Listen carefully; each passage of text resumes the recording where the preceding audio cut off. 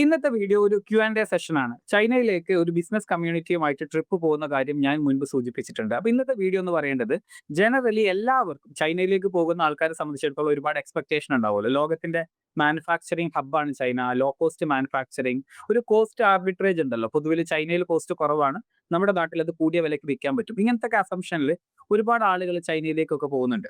അപ്പോൾ Camden fair ആണ് അവരുടെ ഒരു പ്രധാന ഡെസ്റ്റിനേഷൻ. അപ്പോൾ ഇതിൽ പോകുന്ന ആൾക്കാരെ സംബന്ധിച്ചിടത്തോളം ഒരു പ്രൊഡക്റ്റ് സോഴ്സ് ചെയ്യുമ്പോൾ ഉണ്ടാവുന്ന ഒരുപാട് ഡൗട്ടുകളുണ്ട്. ചൈനയിലേക്ക് പോകുമ്പോൾ ഉണ്ടാവുന്ന ഡൗട്ടുകളുണ്ട്.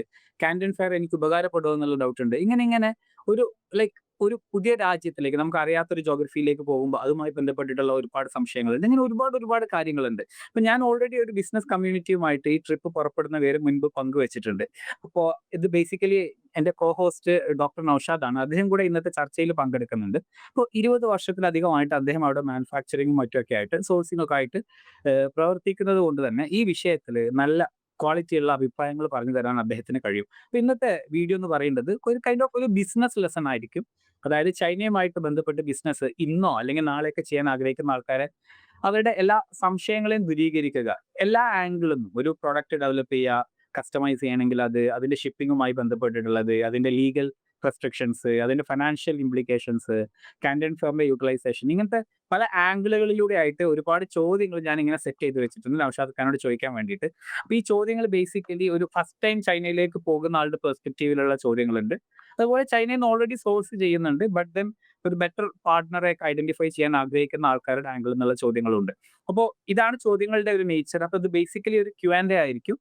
അപ്പോൾ എന്റെ ചോദ്യങ്ങൾക്ക് ഡോക്ടർ നൗഷാദ് മറുപടി പറയുന്ന പോലെയായിരിക്കും. അപ്പൊ നമുക്ക് ബേസിക്കലി ഡിസ്കഷൻ തുടങ്ങാം. ഒന്നാമത്തെ ചോദ്യം സിമ്പിൾ ആൻഡ് സ്ട്രൈറ്റ് ഫോർവേഡ് ആയിട്ടുള്ള ചോദ്യമാണ്. നമ്മളിപ്പോൾ ഈ ട്രിപ്പ് ഒക്കെ അധികം ആൾക്കാർ പോകുന്നത്, ചൈനയിലേക്ക് പോകുന്നത് കാൻഡൻ ഫെയറുമായി ബന്ധപ്പെട്ടിട്ടാണല്ലോ. ഇപ്പൊ കാൻഡൻ ഫെയറിലേക്ക് നമുക്ക് ഒരുപാട് എൻക്വയറീസ് വരുന്നതിൽ രണ്ട് കാറ്റഗറി ഓഫ് ഓഡിയൻസ് ആണ് പ്രധാനമായിട്ടുള്ളത്. ഒന്നെന്താണെന്ന് വെച്ചാൽ നിലവിൽ ജോലിയൊക്കെ ചെയ്യുന്നുണ്ട് അല്ലെങ്കിൽ ബിസിനസ് ഒക്കെ ചെയ്യുന്നുണ്ട്, പക്ഷെ ഒരു പുതിയ വേർട്ടിക്കൽ തുടങ്ങണം. അപ്പൊ ചൈനയിൽ നിന്ന് ബിസിനസ് ചെയ്യുന്നത് നല്ല ബെനിഫിഷ്യൽ ആണെന്നൊക്കെ ആൾക്കാർ പറയുന്നത് കേൾക്കുന്നുണ്ട്. അങ്ങനെയാണെങ്കിൽ ഒന്ന് പോയി നോക്കാം എന്ന് കരുതിയിട്ട് ഒരു എക്സ്പ്ലോറേഷൻ കാറ്റഗറി ഓഫ് ആൾക്കാരുണ്ട്. രണ്ടാമത്തേത് ചൈനയിൽ നിന്ന് ഓൾറെഡി ബിസിനസ് ചെയ്യുന്നുണ്ട്, പക്ഷെ ഒരു ഡിഫറെന്റ് സപ്ലയറെ കിട്ടിയാൽ കൊള്ളാം. അല്ലെങ്കിൽ നമ്മളിപ്പോൾ ബിസിനസ് ചെയ്യുന്നത് ഒരു ട്രേഡറുമായി ബന്ധപ്പെട്ടിട്ടാണ്, നേരിട്ട് മാനുഫാക്ചറിങ് കമ്പനിയുമായിട്ടല്ല.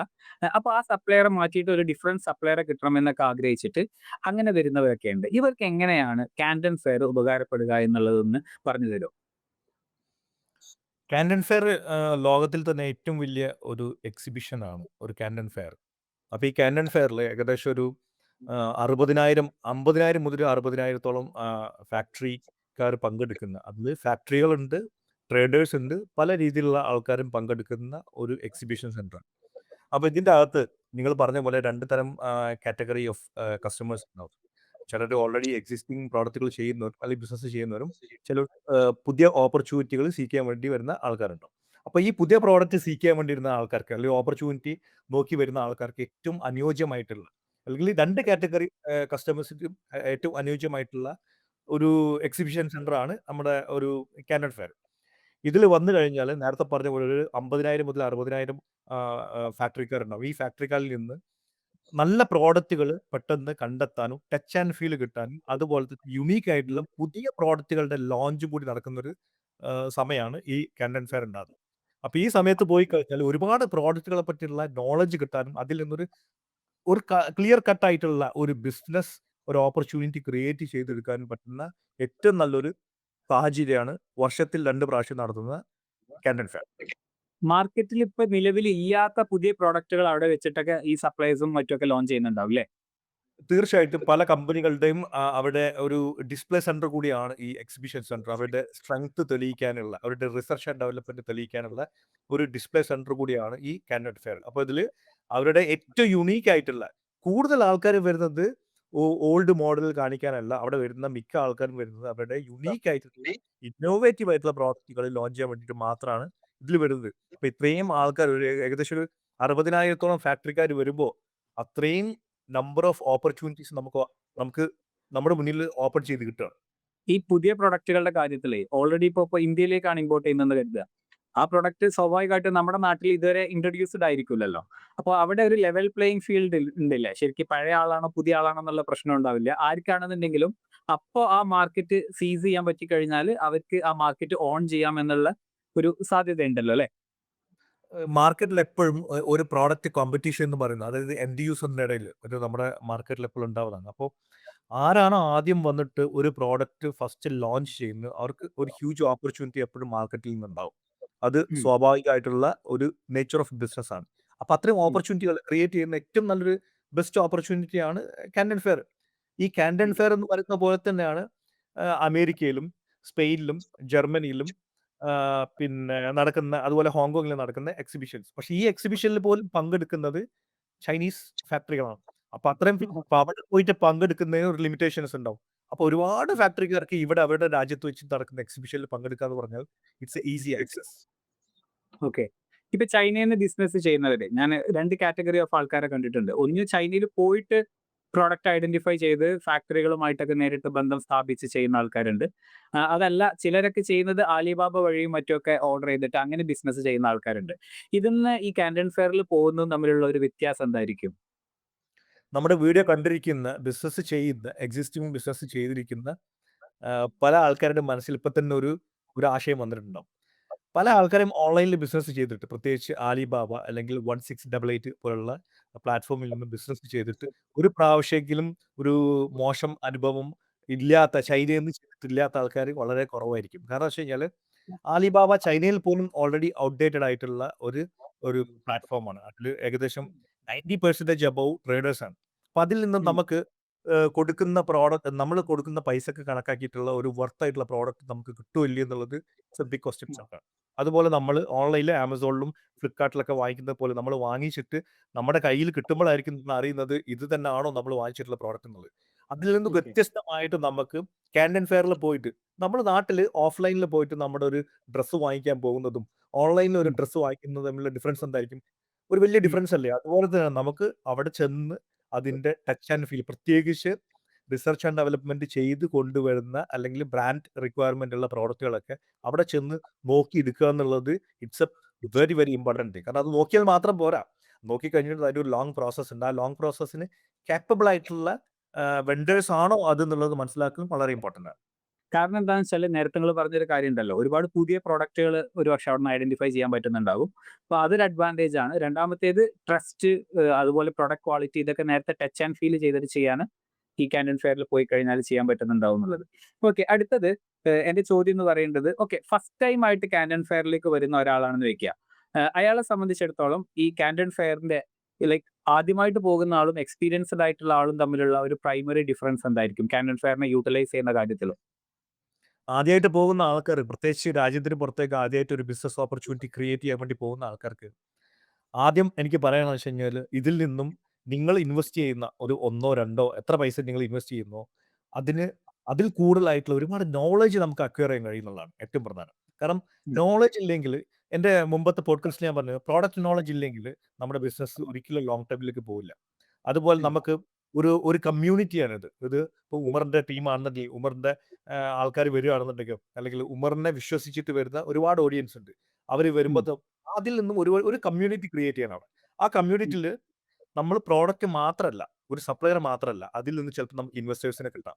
അല്ലെങ്കിൽ ഇന്ത്യയിലുള്ള ബിസിനസ്സിനെ നമുക്ക് വിദേശ രാജ്യത്തേക്ക് എക്സ്പാൻഡ് ചെയ്യാനുള്ള ഡിസ്ട്രിബ്യൂഷൻ ചാനൽസ് ഉള്ള ആൾക്കാരായിരിക്കാം. അപ്പോൾ അവിടുന്ന് ആ ഒരു ഓപ്പർച്യൂണിറ്റീസ് കിട്ടും. അല്ലെങ്കിൽ ഒരു ഫിനാൻസ് മാനേജ്മെന്റ് സിസ്റ്റം ഇല്ലാത്തൊരു കമ്പനിയാണെന്നുണ്ടെങ്കിൽ അതിന് വേണ്ടിയിട്ടുള്ള ആൾക്കാരെ നമുക്ക് ചിലപ്പോൾ അതിൽ നിന്ന് കിട്ടാം. അപ്പോൾ ഈ ഒരു 200ഓളം ആൾക്കാർ അല്ലെങ്കിൽ 100 200 ആൾക്കാർ ഒരുമിച്ച് ഇരുന്നിട്ട് ഒരു 10 ദിവസം അല്ലെങ്കിൽ ഒരു 9 ദിവസം ഒരു യാത്ര ചെയ്യുമ്പോൾ അതിൽ നിന്ന് നമുക്ക് കിട്ടുന്ന ഒരു ബെനിഫിറ്റ് ഈ ആർഒഐ എന്ന് പറഞ്ഞ അതുകൊണ്ട് ഞാൻ പറയാം. അതിൽ നിന്ന് നമ്മൾ സപ്ലയേഴ്സ് മാത്രം അല്ലെങ്കിൽ ഒരു പ്രോഡക്റ്റ് മാത്രമല്ല ഒരുപാട് പുതിയ റിലേഷൻഷിപ്പ് നമുക്ക് ക്രിയേറ്റ് ചെയ്യാൻ കഴിയും.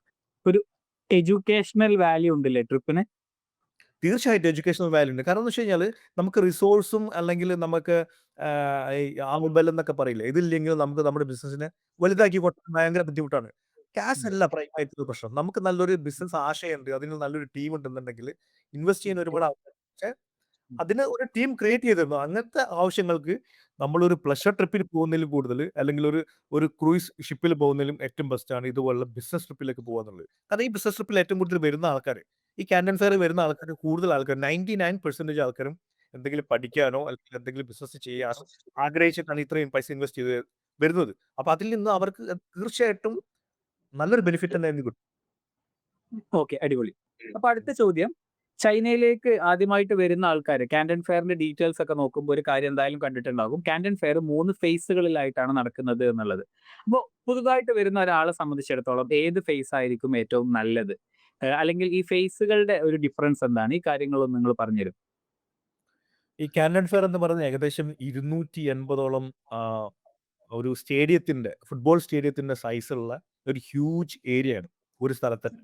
അപ്പൊ ഈ ഒരു ഓക്കെ. അറ്റത്തുനിന്ന് അറ്റത്തേക്ക് പോകുമെന്ന് പറഞ്ഞാൽ തന്നെ ഒരുപാട് നടക്കാനുണ്ടാവും.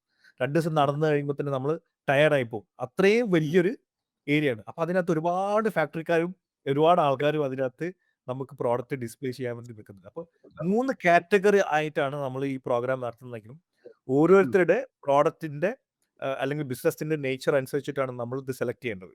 ഫസ്റ്റ് ഉം. ഫേസ് ആണോ, സെക്കൻഡ് ഫേസ് ആണോ, തേർഡ് ഫേസ് ആണോ എന്നുള്ളത്. അപ്പോൾ ഉം. അതിന്റെ വിശദ വിവരങ്ങൾ നമ്മുടെ കാൻഡൻ ഫെയറിന്റെ വെബ്സൈറ്റിലും അതിന്റെ മാപ്പും കാര്യങ്ങളെല്ലാം ക്ലിയർ ആയിട്ട് കൊടുത്തിട്ടുണ്ട്. അത് നോക്കി ഉറപ്പ് വരുത്തിയിട്ട് വരുന്നതായിരിക്കും കുറച്ചുകൂടി ബെറ്റർ. രണ്ടാമത്തെ കാര്യം എന്ന് വെച്ച് കഴിഞ്ഞാലും ഇനി 3 ഫേസ് വന്ന് നോക്കിക്കഴിഞ്ഞാലും നിങ്ങൾക്ക് നഷ്ടങ്ങളൊന്നും സംഭവിക്കില്ല. അല്ലെങ്കിൽ 2 ഫേസ് ഒരുമിച്ച് വന്നു കഴിഞ്ഞാൽ നിങ്ങൾക്ക് നഷ്ടങ്ങളൊന്നും സംഭവിക്കില്ല. കാരണം എന്ന് വെച്ച് കഴിഞ്ഞാൽ ഇത്രയും പ്രോഡക്റ്റ് നോളജും ഇൻഫർമേഷൻസ് എല്ലാം നമുക്ക് കിട്ടണം. നമുക്ക് പുതിയതായിട്ട് എന്തെങ്കിലും ചെയ്യാൻ കഴിയുമോ എന്നും കൂടി നമുക്ക് പഠിക്കാൻ കഴിയും.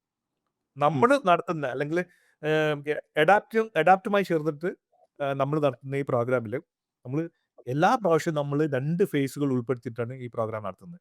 ഫേസ് 1ഉം ഫേസ് 2 ഉണ്ടാവും. അതുപോലെ ഫേസ് 3 ഉണ്ടാവും. ഉം. വരുന്ന ആൾക്കാർക്ക് ഏറ്റവും കൂടുതൽ യൂട്ടിലൈസ് ചെയ്യാൻ പറ്റുന്ന രീതിയിൽ ഒരു ഫേസ് വെച്ചിട്ടല്ലാതെ ഒരു പ്രാവശ്യം വരുമ്പോൾ തന്നെ അതിൽ മാക്സിമം കാര്യങ്ങൾ ഉൾപ്പെടുത്തിയിട്ട് അവർക്കൊരു ബെനിഫിറ്റ് ക്രിയേറ്റ് ചെയ്യുന്ന രീതിയിലാണ് നമ്മൾ ഈ പ്രോഗ്രാമിനെ ഡിസൈൻ ചെയ്തിട്ടുള്ളത്. അപ്പൊ ഇതില് നമ്മൾ ചെയ്യുന്ന ഒരു കാര്യം ഞാൻ ജസ്റ്റ് മെൻഷൻ ചെയ്തു പോവാം. നമ്മൾ ജോയിൻ ചെയ്യുന്ന എല്ലാ ആൾക്കാരെയും ശരിക്കും ഒരു ഡീറ്റെയിൽഡ് ആപ്ലിക്കേഷൻ ഫോം വെച്ചിട്ട് വെറ്റ് ഉം. ചെയ്യുന്നുണ്ട്. അതായത് അവരുടെ ഏരിയ ഓഫ് ഇൻട്രസ്റ്റ് എന്താണ്, ഓൾറെഡി എക്സ്പോഷർ ഉള്ള ഏരിയ എന്താണെന്നൊക്കെ വെച്ചിട്ട് നമ്മൾ ഓൾറെഡി വെറ്റ് ചെയ്യുന്നുണ്ട്. കാരണം എന്താ വെച്ചാൽ ഒരു എക്സ്പോഷറും ഇല്ലാത്ത മേഖലയിൽ വന്നിട്ട് നമുക്ക് പെട്ടെന്ന് ഒരു ബിസിനസ് ഒന്നും തുടങ്ങാൻ പറ്റില്ല. അപ്പോൾ പകരം നമുക്ക് ഓൾറെഡി ഒരു മാർക്കറ്റിനെ കുറിച്ചൊക്കെ ഐഡിയ ഉള്ള മേഖലകൾ ഏതൊക്കെയാണെന്ന് ഐഡന്റിഫൈ ചെയ്തിട്ട് അത് പ്രകാരം ഒരു ഈ കാൻഡൻ ഫെയറിന്റെ വെബ്സൈറ്റിൽ നിന്ന് ഒരു ലൈക്ക് ആ ഒരു ഏരിയ ബ്രീഫിംഗ് നമ്മൾ ചെയ്യുന്നുണ്ട്. മാപ്പ് ബ്രീഫ് ചെയ്യുന്നുണ്ട്. അപ്പോൾ ഓട്ടോമാറ്റിക്കലി ആൾക്കാർക്ക് ഈ ഇത്രയും വലിയൊരു സ്ഥലത്ത് പോയിട്ട് മൊത്തം തപ്പി ആരും കണ്ടവരുണ്ടാവും എന്ന് എനിക്ക് തോന്നുന്നില്ല. ഒരു 10% പോലും ചിലപ്പോൾ കാണാൻ പറ്റുന്നുണ്ടാവില്ല. അപ്പോൾ നമ്മൾ ഒരു റിയലിസ്റ്റിക് ആയിട്ട് 2 ദിവസത്തിനകത്ത് ഒരു ഫേസ് ഒരു എക്സ്പ്ലോറേഷൻ എന്നുള്ള രീതിയിൽ നമ്മൾ സെറ്റ് ചെയ്തിട്ടാണ് ചെയ്യുന്നത്. പിന്നെ ഈ 2 ഫേസിനും ഇടയിൽ ഒരു ഗ്യാപ്പും ഒക്കെ ഉണ്ടാവുന്ന കാരണം കുറേ സമയം അവിടെ നിൽക്കുന്നത് പ്രാക്ടിക്കൽ അല്ലാത്തതുകൊണ്ടാണ് അറ്റ് എ ടൈമിൽ 2 ഫേസ് എന്നുള്ള രീതിയിൽ ട്രിപ്പ് ചെയ്തിട്ടുള്ളത്. അപ്പൊ ഞാൻ നൗഷാദ് ഖായോട് ഒരു അഡീഷണൽ ചോദ്യം ചോദിക്കട്ടെ. അതായത് കാൻഡൻ ഫെയർ നേരത്തെ നിങ്ങൾ പറഞ്ഞു കൊല്ലത്തിൽ 2 തവണ നടക്കുന്നുണ്ട് എന്നുള്ളത്. അപ്പോൾ ഒരു പുതുതായിട്ട് തുടങ്ങുന്ന ഒരാളെ സംബന്ധിച്ചിടത്തോളം ഏത് ഫേസ് ഈ ലൈക്ക് ഏപ്രിൽ, മെയ് സീസണിന് പോകുന്നതാണോ അല്ലെങ്കിൽ ഒക്ടോബർ, നവംബർ സീസണിന് പോകുന്നതാണോ നല്ലത്? എന്താണ് ഇതിന്റെ ഡിഫറൻസ്? ഈ ചൈനക്കാർ ഈ കാനൺ ഫെയർ നടത്തുന്നത് തന്നെ ഒരുപാട് റിസർച്ച് ചെയ്തിട്ടാണ് ഈ സമയം അവർ സെലക്ട് ചെയ്തിട്ടുള്ളത്. ഈ സമയത്ത് തന്നെ ഹോങ്കോങ്ങിൽ നടക്കുന്നുണ്ട് എക്സിബിഷൻസ്. പല ഭാഗങ്ങളിലും നടക്കുന്നുണ്ട് എക്സിബിഷൻസ്. കാരണം എന്ന് വെച്ച് കഴിഞ്ഞാൽ ലോകത്തിന്റെ പല ഭാഗങ്ങളും പല ഫെസ്റ്റീവ് സീസൺസും തുടങ്ങുന്നതും അവസാനിക്കുന്നതൊക്കെ ഈ ഒരു സമയത്തിനെ അടിസ്ഥാനപ്പെടുത്തിയിട്ടാണ്. ഇപ്പോൾ 2 കാറ്റഗറി അത് 2 ടൈമും ഏപ്രിൽ, മെയ് ആണെന്നുണ്ടെങ്കിലും ഒക്ടോബർ, നവംബർ ആണെന്നുണ്ടെങ്കിലും വളരെ ഇമ്പോർട്ടന്റ് ആയിട്ടുള്ളതാണ്. ഇപ്പോൾ ക്രിസ്മസ് പോലുള്ള അല്ലെങ്കിൽ മറ്റ് ഇയർ എൻഡ് പ്രോഗ്രാമിന് മെയ്യിൽ വന്ന് ഏപ്രിലിൽ വന്ന് പ്രോഡക്റ്റ് കണ്ടെത്തി അതിന്റെ പ്രോഡക്റ്റ് ഡെവലപ്പ് ചെയ്ത് വന്ന് ഡിസ്കഷനും കാര്യങ്ങളൊക്കെ കഴിഞ്ഞ് ഷിപ്മെന്റ് ഒക്കെ കഴിഞ്ഞ് വരുമ്പോഴേക്കും ചിലപ്പം നമ്മുടെ ക്രിസ്മസ് അടുത്തായി അല്ലെങ്കിൽ ഇന്ത്യയിലാണെന്നുണ്ടെങ്കിൽ ദിവാലി പോലുള്ള മറ്റു കാര്യങ്ങളൊക്കെ അടുത്തായി. അപ്പോൾ മെയ് ഇമ്പോർട്ടന്റ് ആണ്. ഏപ്രിൽ, മെയ് ഇമ്പോർട്ടന്റ് ആണ്. അതുപോലെ ഒക്ടോബർ, നവംബറിൽ നമ്മൾ അടുത്ത വർഷത്തേക്കുള്ള പ്രോഡക്റ്റ് ഡെവലപ്മെന്റും മാപ്പിങ്ങും നടത്തേണ്ട ഏറ്റവും പ്രധാനപ്പെട്ട ഒരു ഇയർ എൻഡ് വരുന്ന സമയത്ത് തന്നെ നമുക്ക് അടുത്ത വർഷത്തേക്കുള്ള ബഡ്ജറ്റും കാര്യങ്ങളൊക്കെ നിർണ്ണയിക്കേണ്ട സമയമാണ്. അപ്പോൾ അപ്പോഴും ഈ പ്രോഡക്റ്റ് കാണൽ വളരെ നിർബന്ധമാണ്. എങ്കിൽ മാത്രമേ നമുക്കൊരു സൈക്കിൾ ആയിട്ട് ഈ ബിസിനസിനെ മുന്നോട്ട് കൊണ്ടുപോകാൻ കഴിയും. ഓക്കെ. അപ്പൊ ഞാൻ ഒരു സംശയം ഇതിന്റെ കൂട്ടത്തിൽ ചോദിക്കട്ടെ. ഇപ്പൊ കാൻഡൻ ഫെയറിന്റെ ഒരു ബേസിക് ഡീറ്റെയിൽസ് നമുക്ക് കിട്ടി. ഇനി ചോദ്യം എന്താ വെച്ചാല് നമ്മള് ചൈനയിലേക്ക് വരികയാണല്ലോ. ചൈന എന്ന് പറയുന്നത് ഒരു നോർമൽ രാജ്യം പോലെയല്ല. അതായത് ഭാഷ ഒരു വലിയ പ്രതിസന്ധിയാണ്. ഈ വെസ്റ്റേൺ നാടുകളിലേക്കോ ഈവൻ ജിസിസിയിലേക്കൊക്കെ പോവുകയാണെന്നുണ്ടെങ്കിൽ അധിക ജിസിസി രാജ്യങ്ങളിലും ചിലപ്പോൾ മലയാളം വെച്ചിട്ട് തന്നെ സർവൈവ് ചെയ്യുക. അതല്ല കുറച്ച് ഇംഗ്ലീഷൊക്കെ അറിയാമെന്നുണ്ടെങ്കിൽ അഗെയിൻ സർവൈവ് ചെയ്യാം. പക്ഷേ ഈ ഈസ്റ്റ് ഏഷ്യൻ രാജ്യങ്ങളിലേക്ക് പോകുമ്പോൾ ഭാഷ വലിയൊരു പ്രതിസന്ധിയായിട്ട് തോന്നിയിട്ടുണ്ട്. അതുപോലെ ഫൈനാൻഷ്യൽ സിസ്റ്റംസ് നമ്മുടെ നാട്ടിലെ പോലത്തെ ജിപേയോ കാര്യങ്ങളോ ഒന്നും അവിടെ വർക്ക് ചെയ്യുന്നുണ്ടാവില്ല. ദെൻ മറ്റൊരു പ്രശ്നമായിട്ട് തോന്നിയത് ഇന്ത്യയിലുള്ള ഒരു ഒട്ടുമിക്ക ആപ്പുകളും ജിപേ ഒന്നും അവിടെ വർക്ക് ചെയ്യില്ലല്ലോ. വർക്ക് ചെയ്യില്ല. നമ്മുടെ യുപിഐയുമായി കണക്ട് ആയിട്ടുള്ള ഒന്നും വർക്ക് ചെയ്യില്ല. ഒന്നും വർക്ക് ചെയ്യില്ല. അപ്പൊ അങ്ങനെയാണ് എന്നുണ്ടെങ്കിൽ അവിടേക്ക് പോകുന്ന ആൾക്കാർ എടുക്കേണ്ടുന്ന മുൻകരുതലുകൾ.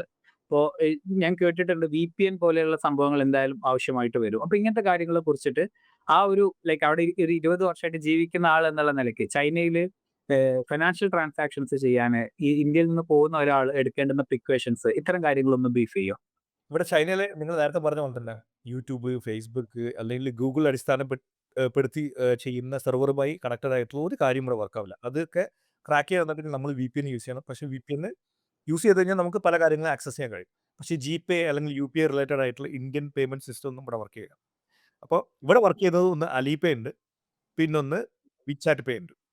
ഇത് രണ്ടും കൂടാതെ പിന്നെ നമ്മൾ ബാങ്ക് കാർഡ് യൂസ് ചെയ്യണം, അല്ലെങ്കിൽ നമ്മൾ US$ പോകും. ഇപ്പൊ നമ്മുടെ ഇന്റർനാഷണൽ കാർഡ് നമുക്ക് അലിപേനായിട്ടും വിചാറ്റ് പേനായിട്ടും നമുക്ക് കണക്ട് ചെയ്യാം. ഇന്ത്യൻ ക്രെഡിറ്റ് കാർഡുകളൊക്കെ ഉപയോഗിക്കാൻ പറ്റുമോ? അതെ, ഇന്ത്യയിലെ ഡെബിറ്റും ക്രെഡിറ്റ് കാർഡുകളും നമുക്ക് വിസ കാർഡുകൾ ഉപയോഗിച്ചിട്ട് നമുക്ക് നമ്മുടെ അലിപേയിലും വിചാറ്റ് പേയിലും നമുക്ക് കണക്ട് ചെയ്യാൻ കഴിയും. പക്ഷെ ഓക്കെ. അതിനൊരു സർവീസ് ചാർജ് ഉണ്ടാവും. അപ്പോൾ ഓക്കെ. കുറച്ചും കൂടി പണ്ടത്തേനെക്കാട്ടും കുറച്ചും കൂടി ഈസിയാണ്. പക്ഷെ language it's A kind of ഒരു ബാരിയർ ആണ്. കാരണം വെച്ച് കഴിഞ്ഞാൽ നമ്മളൊരു കാഷ്വൽ ടോക്ക് ഒക്കെ ആണെങ്കിൽ നമുക്ക് കുറെയൊക്കെ പിടിച്ചു നിൽക്കാം.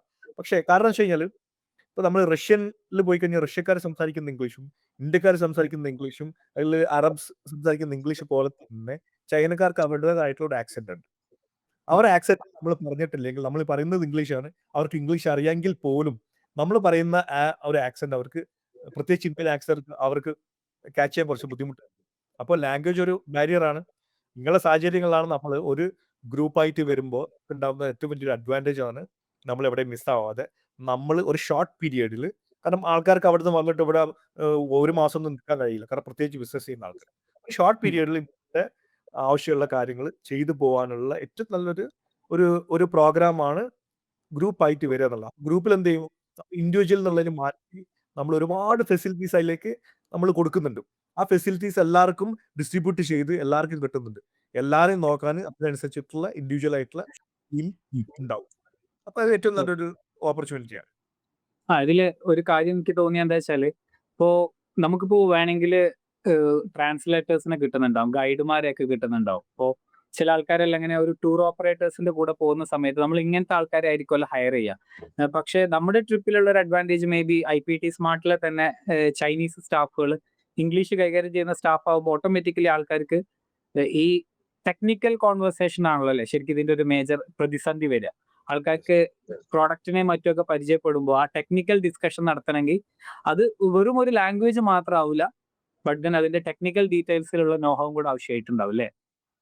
ഈ കാൻഡിഡേറ്റ് ഫെയറിന്റെ സമയത്ത് നമുക്ക് ഒരുപാട് ഗൈഡ്സിനെ കിട്ടും, ഇംഗ്ലീഷ് സംസാരിക്കുന്ന ഗൈഡ്സിനെ കിട്ടും. ഏകദേശം ഒരു 1000 മുതൽ ഒരു 800 RMB മുതൽ ഒരു 1500 രൂപ പെർ ഡേ അവർ ഈ കാൻഡിഡേറ്റ് ഫെയറിന്റെ സമയത്ത് അവർ ചാർജ് ചെയ്യും. അത് ഏകദേശം ഇന്ത്യയുടെ ഒരു 10,000 രൂപ, ഒരു 15,000 രൂപ പെർ ഡേ അവർ ചാർജ് ചെയ്യും. പക്ഷെ ഇവിടെ ഏറ്റവും വലിയ ഇതിലെ ഹൈലൈറ്റ് എന്ന് പറയുന്നത് വെച്ച് കഴിഞ്ഞാൽ, എത്ര ഉഷാറായിട്ട് ഇംഗ്ലീഷ് സംസാരിക്കുന്ന ആൾക്കാർ ഗൈഡായി വന്നു കഴിഞ്ഞാലും നമ്മുടെ ബിസിനസ് നടക്കില്ല. കാരണം നമ്മൾ പറയുന്ന ടെർമിനോളജി, ഇംഗ്ലീഷ് ടെർമിനോളജി അല്ലെങ്കിൽ നമ്മുടെ പ്രോഡക്റ്റുമായി ബന്ധപ്പെട്ടുള്ള ടെർമിനോളജി നമ്മൾ പറയുന്നത് അവർക്ക് മനസ്സിലാക്കാനും, അവര് ഫാക്ടറിക്കാർ ഇവരോട് പറയുന്നത് ഇവർക്ക് മനസ്സിലാക്കി നമ്മളോട് പറയാനും ബുദ്ധിമുട്ടുണ്ടായിരിക്കും. കാരണം അവർ ആ ഒരു ഇൻഡസ്ട്രിയിൽ നിന്നുള്ള ആൾക്കാരല്ല. കാരണം അവർ വെച്ചാൽ കോമൺ ആയിട്ട് ഒരു ട്രാൻസ്ലേറ്റർ എന്നുള്ള നിലയ്ക്ക് ഒരു ടൂറിസം കമ്പനികളിലോ അല്ലെങ്കിൽ ഫ്രീലാൻസ് ആയിട്ട് വർക്ക് ചെയ്യുന്ന ആൾക്കാരാണ്. അപ്പൊ നമുക്ക് ആവശ്യമായിട്ടുള്ള ഔട്ട്പുട്ട് നമുക്ക് ക്രിയേറ്റ് ചെയ്ത് എടുക്കാൻ ഭയങ്കര ബുദ്ധിമുട്ടായിരിക്കും. ഇതിനെ ബൈപ്പാസ് ചെയ്യാനുള്ള ഒരേ ഒരു വഴി എന്ന് പറഞ്ഞു കഴിഞ്ഞാൽ ഇൻഡസ്ട്രിയിൽ എക്സ്പെർട്ടൈസ് ആയിട്ടുള്ള ഈ ടേംസ് ആൻഡ് കണ്ടീഷൻസും അല്ലെങ്കിൽ ടെർമിനോളജി മനസ്സിലാക്കുന്ന ആൾക്കാർ വഴി പോയി കഴിഞ്ഞാൽ മാത്രമേ നടക്കൂ. അല്ലാതെ നമ്മൾ അവിടുന്ന് ഇവിടെ വന്ന് ഒറ്റയ്ക്ക് വന്നിട്ടോ അല്ലെങ്കിൽ ടീമായി വന്നിട്ടോ നമ്മൾ ഒരു ഒരു ഗൈഡ് ഉണ്ട്, നമുക്ക് അവിടെ ഇംഗ്ലീഷ് സംസാരിക്കുന്ന ഗൈഡ് പറ്റും. നമുക്ക് ടൂറൊക്കെ പോകുമ്പോൾ നമുക്ക് ഇതാണ് ഫുഡ്, ഇതാണ് ബസ്, ഇതാണ് റൂട്ട് എന്ന് കാണിച്ചു തരാൻ ഗൈഡ് പറ്റും. പക്ഷെ ബിസിനസ്സിലേക്ക് ഇറങ്ങും, ബിസിനസ് അതായത് നമ്മൾ ഒരു ഹോസ്പിറ്റലിൽ പോയി കഴിഞ്ഞാൽ ഹോസ്പിറ്റലിൽ ഡോക്ടർ പറഞ്ഞു തരുന്ന മെഡിക്കൽ ടെർമിനോളജി സാധാരണക്കാർക്ക് മനസ്സിലാവില്ല. അത് ആ ഇൻഡസ്ട്രിയിലേക്ക് മാത്രമേ മനസ്സിലാവൂ. അതേപോലെ തന്നെ നമ്മുടെ ടെക്നോളജിയിലേക്ക് വരുമ്പോൾ അല്ലെങ്കിൽ മാനുഫാക്ചറിംഗ് ഫീൽഡിലേക്ക് വരുമ്പോൾ അതിൻ്റെതായിട്ടുള്ള ടെർമിനോളജി ഉണ്ട്. അത് മനസ്സിലാക്കാൻ എന്നുള്ള ഒരു കാപ്പബിലിറ്റി ഉള്ള ടീം ഉണ്ടെങ്കിൽ മാത്രമേ നടക്കൂ. ഓക്കെ. കഴിഞ്ഞ തവണ ഞാൻ ചോദിക്കണം എന്ന് കരുതിയതായിരുന്നു. കഴിഞ്ഞ തവണ നമ്മൾ ഹോട്ടലിൽ സ്റ്റേ ചെയ്യുന്ന സമയത്ത് എന്നും രാവിലെ അവിടെ പോലീസുകാർ വരുന്നുണ്ടായിരുന്നല്ലോ. അത് ബേസിക്കലി എന്താ ഈ ടൂറിസ്റ്റുകൾ എന്തെങ്കിലും സ്പെഷ്യൽ രജിസ്ട്രേഷനോ മറ്റോ ചെയ്യേണ്ടതുണ്ടോ നമ്മളവിടെ പോകുന്ന സമയത്ത്? ഇവിടെ വന്നു കഴിഞ്ഞാൽ തീർച്ചയായിട്ടും പോലീസ് സ്റ്റേഷനിൽ നമ്മുടെ ഹോട്ടലിൽ തന്നെ പോലീസ് സ്റ്റേഷൻ അറിയിക്കും നമ്മുടെ ടീം, അതായത് നമ്മുടെ കമ്പനിയും ആ പോലീസ് സ്റ്റേഷനെ അറിയിച്ചിട്ട് അവർ വരും. അവർ വന്ന് നമ്മുടെ ഐഡിയും കാര്യങ്ങളൊക്കെ നോക്കി അവർ സിസ്റ്റത്തിൽ അവർ അത് ഒരു ടെമ്പററി റെസിഡൻസ് പെർമിറ്റ് പോലെ അതിനകത്ത് അവർ ഇൻപുട്ട് ചെയ്യും. അത് വളരെ നിർബന്ധമായിട്ടുള്ള കാര്യമാണ്. ആരെവിടെ താമസിക്കുന്നു, എന്തെങ്കിലും പ്രശ്നങ്ങൾ വന്നു കഴിഞ്ഞാൽ അവർക്ക് പെട്ടെന്ന് ട്രാക്ക് ചെയ്യാനും കാര്യങ്ങളൊക്കെ നമ്മുടെ സേഫ്റ്റിക്ക് വേണ്ടിയിട്ട് ഏറ്റവും പ്രധാനപ്പെട്ട ഒരു കാര്യമാണ്. അപ്പോൾ പോലീസുകാർ വരും. കാരണം വെച്ച് കഴിഞ്ഞാൽ നമ്മൾ പോകുന്ന കാൻഡൻ ഫെയർ എന്ന് പറഞ്ഞു കഴിഞ്ഞാൽ വളരെ റഷ് ആയിട്ടുള്ള ഒരുപാട് ഫോറിനേഴ്സ് വരുന്ന ഒരു ഏരിയയാണ്. അവിടെ നല്ലതും മോശവും എല്ലാം ഉണ്ടാവും. അപ്പൊ അവിടുന്ന് ഇതിനൊന്ന് നല്ല രീതിയിൽ ഈ പരിപാടി ഒന്ന് ക്ലോസ് ചെയ്യണമെന്നുണ്ടെന്നുണ്ടെങ്കിൽ അവർക്ക് ഓരോരുത്തരുടെയും സേഫ്റ്റിയും കൂടി പ്രധാനപ്പെട്ടാണ്. കാരണം അവിടെ ഒരു സേഫ്റ്റി കൺസേൺ ഉണ്ടായി കഴിഞ്ഞാൽ തന്നെ അതിനെ മതി. അപ്പൊ ഇത്രയും കാലം ഇതുപോലുള്ള ഒരു പ്രോസസ്സിലൂടെയാണ് പോകുന്നത്. ഇനിയും അങ്ങനെ തന്നെ ആയിരിക്കും. അപ്പോൾ പോലീസ് വരിക എന്നുള്ളത് വളരെ ഇമ്പോർട്ടന്റ് ആയിട്ടുള്ള ഒരു കാര്യമാണ്. ഞാൻ ഈ ചോദ്യം ചോദിക്കാൻ ഒരു റീസണും കൂടെ ഉണ്ടായിരുന്നു. കുറച്ച് ദിവസം മുൻപേ ഞാൻ പേര് പരാമർശിക്കുന്നില്ല. ബട്ട് ദെൻ ഒരു അത്യാവശ്യം നല്ല ഫോളോവേഴ്സ് ഉള്ള ഒരു ഇൻഫ്ലുവൻസർ ചൈനയിൽ നിന്ന് വീഡിയോ എടുത്തതിന്റെ പേരിലാണ് എന്നെ തടഞ്ഞു വെച്ചതെന്നൊക്കെ പറഞ്ഞിട്ട് ഒരു വീഡിയോ കാണുകയുണ്ടായി. ചൈനയിൽ അങ്ങനെ ഞാൻ കഴിഞ്ഞ തവണ നമ്മുടെ ഹോട്ടലിൽ പോലീസ് വരുന്നത് ഒരു തവണ കാണുകയും ചെയ്തു. അപ്പോ ഇത് ശരിക്കും എന്തെങ്കിലും നമ്മള് അവരെ രാജ്യത്തെ പറ്റി എന്തെങ്കിലും പുറത്തേക്ക് പോസ്റ്റ് ചെയ്യുന്നുണ്ടോ എന്ന് നോക്കാൻ വേണ്ടിയിട്ടാണോ, അതോ ഒരു ജനറൽ സേഫ്റ്റിയുടെ ഭാഗമാണോ എന്നുള്ളത് ഒന്ന് വെരിഫൈ ചെയ്യാൻ കൂടെ വേണ്ടിയിട്ടാണ്. കാരണം ഞാൻ ഇപ്പൊ കഴിഞ്ഞ തവണ നിന്ന സമയത്തോ അതിന് മുൻപത്തെ തവണ ഒന്നും ഒരിക്കൽ പോലും നമ്മളെ ഒന്ന് കൺഫ്രണ്ട് ചെയ്തിട്ട് ഒരു തരത്തിൽ ചോദ്യം ചോദിക്കുകയൊന്നും ചെയ്തിട്ടില്ല. ഞാൻ ഇഷ്ടംപോലെ വീഡിയോ എടുത്തിട്ടുണ്ട്, ഇഷ്ടംപോലെ പല ഭാഗങ്ങളിലും ഇറങ്ങി നടന്നിട്ടുണ്ട്. അവരാരും നമ്മളെ മൈൻഡ് ചെയ്യുന്നില്ല, നമ്മൾ അവരെ മൈൻഡ് ചെയ്യണ്ട എന്നുള്ള മൂഡിലാണ് ജനറലി ചിന്തിച്ചിട്ടുണ്ടായിരുന്നത്. ബട്ട് ദെൻ ഇങ്ങനെ ഒരു ഇൻസിഡന്റ് ഉണ്ടായ പോയിന്റിൽ അതിനെ കുറിച്ചിട്ട് ഒരു ക്ലാരിഫിക്കേഷൻ ആവശ്യമുള്ളത് കൊണ്ടാണ്. ലൈക്ക് ഇത്രയും കാലം ജീവിക്കുന്നതിനിടയ്ക്ക് നൗഷാദ് ഖാക്ക് അത്തരത്തിലുള്ള എന്തെങ്കിലും എക്സ്പീരിയൻസ് ഉണ്ടായിട്ടുണ്ടോ? 20 വർഷമായിട്ട് ഞാൻ അവിടെ ജീവിക്കുന്നത്. എനിക്ക് ഇന്നേ വരെ ഒരു മോശം പ്രശ്നം അല്ലെങ്കിൽ ഒരു മോശം ക്വസ്റ്റ്യനിങ് പോലീസിന്റെ അടുത്തോ എനിക്കിതല്ല മിക്ക ആൾക്കാർക്ക് ഉണ്ടാവാൻ ചാൻസസ് വളരെ കുറവാണ്. ഈ ദുബായിലും അല്ലെങ്കിൽ മറ്റു രാജ്യത്തുള്ളത് പോലെ നമ്മളിങ്ങനെ നടക്കുന്ന സമയത്ത് പെട്ടെന്ന് വന്നിട്ട് ഇക്കാമ ചോദിക്കുന്ന പോലെ മെജോറിറ്റി സ്ഥലങ്ങളിലും അങ്ങനെ ഞാൻ ഇതുവരെ കണ്ടിട്ടില്ല. എന്റെ പേഴ്സണൽ ഞാൻ 20 വർഷത്തെ എന്റെ എക്സ്പീരിയൻസ് പറഞ്ഞ് ഞാൻ ഇതുവരെ അങ്ങനെ കണ്ടിട്ടില്ല. കാരണം കുറച്ചും കൂടി ഫ്രീ ആണ് ഇവിടെ. പക്ഷെ എനിക്ക് ഇതുവരെ അങ്ങനത്തെ ഒരു അനുഭവം ഉണ്ടായിട്ടില്ല. പിന്നെ വ്ളോഗേഴ്സ് എന്ന് പറഞ്ഞു കഴിഞ്ഞാൽ ഇവിടെ ഒരുപാട് പിന്നെ വ്ളോഗേഴ്സ് ആയിട്ടും ബിസിനസ് ചെയ്യുന്ന ആൾക്കാരായിട്ടും എല്ലാ വീഡിയോകളും ചെയ്യുന്നുണ്ട്. വളരെ പിന്നെ എന്താ സെൻസിറ്റീവ് ആയിട്ടുള്ള പല കാര്യങ്ങളും ഡിസ്കസ് ചെയ്തിട്ടുള്ള ഒരുപാട് വ്ളോഗേഴ്സ് വന്നിട്ടുണ്ട് ഇവിടെ. Millions of followers. അവർക്കൊന്നും അങ്ങനത്തെ പ്രശ്നം ഉണ്ടായിട്ടുണ്ടെന്ന് എനിക്ക് തോന്നുന്നില്ല. നമ്മൾ മറ്റുള്ളവരുടെ സ്വകാര്യതയിലേക്ക് കയറുമ്പോൾ അല്ലെങ്കിൽ മറ്റുള്ളവർക്ക് അത് ബുദ്ധിമുട്ടാകുമ്പോൾ അത് നമ്മുടെ നാട്ടിലാണെങ്കിലും ചൈനയിലാണെന്നുണ്ടെങ്കിലും ദുബായിലാണെന്നുണ്ടെങ്കിലും അതൊരു പ്രശ്നമായി മാറും. അപ്പോൾ നമ്മൾ മറ്റുള്ളവരുടെ ഒരു പ്രൈവസിനെ മാനിക്കുക. അവർക്ക് മോശം ഇപ്പോൾ നമ്മുടെ നാട്ടിൽ ഒരാൾ വന്നിട്ട് നമ്മുടെ എല്ലാവരും മുമ്പിൽ നിന്നിട്ട് നമ്മുടെ രാജ്യത്തെ പറ്റി മോശം പറയുകയോ അല്ലെങ്കിൽ നമ്മുടെ നാട്ടുകാരെ പറ്റി മോശം പറയുകയോ ചെയ്തു കഴിഞ്ഞാൽ കേൾക്കുന്ന നമ്മൾ പോലും പ്രതികരിക്കും. അത് അതേപോലത്തെ ഒരു സിസ്റ്റത്തിനാണ് ഇവിടെ ഉള്ളത്. അല്ലാതെ ഒരു വ്ളോഗർ വന്നിട്ട് അവരുടെ രാജ്യത്തിനെ പറ്റി മോശം പറഞ്ഞെന്നോ അല്ലെങ്കിൽ അങ്ങനെ വിചാരിച്ചിട്ട് അവരെ പിടിച്ച് ജയിലിടുന്നോ പ്രശ്നമില്ല. എന്തെങ്കിലും മോശമായിട്ട് സംഭവിച്ചാൽ മാത്രമേ അത്തരം കാര്യങ്ങൾ സംഭവിക്കൂ. ഇവിടെ ഓൾറെഡി ഇപ്പൊ തന്നെ ഒരുപാട് മലയാളികളൊക്കെ ഉണ്ട്. വ്ളോഗ് ചെയ്യുന്നവരും വ്ളോഗ് ചെയ്യാത്തവരായിട്ടുണ്ട്. അവർക്കൊന്നും ഇത്രയും പ്രശ്നങ്ങൾ ഉണ്ടായതായിട്ട് ഒരു റിപ്പോർട്ടും ഞാൻ ഇതുവരെ കണ്ടിട്ടില്ല. ഓക്കെ, അടിപൊളി.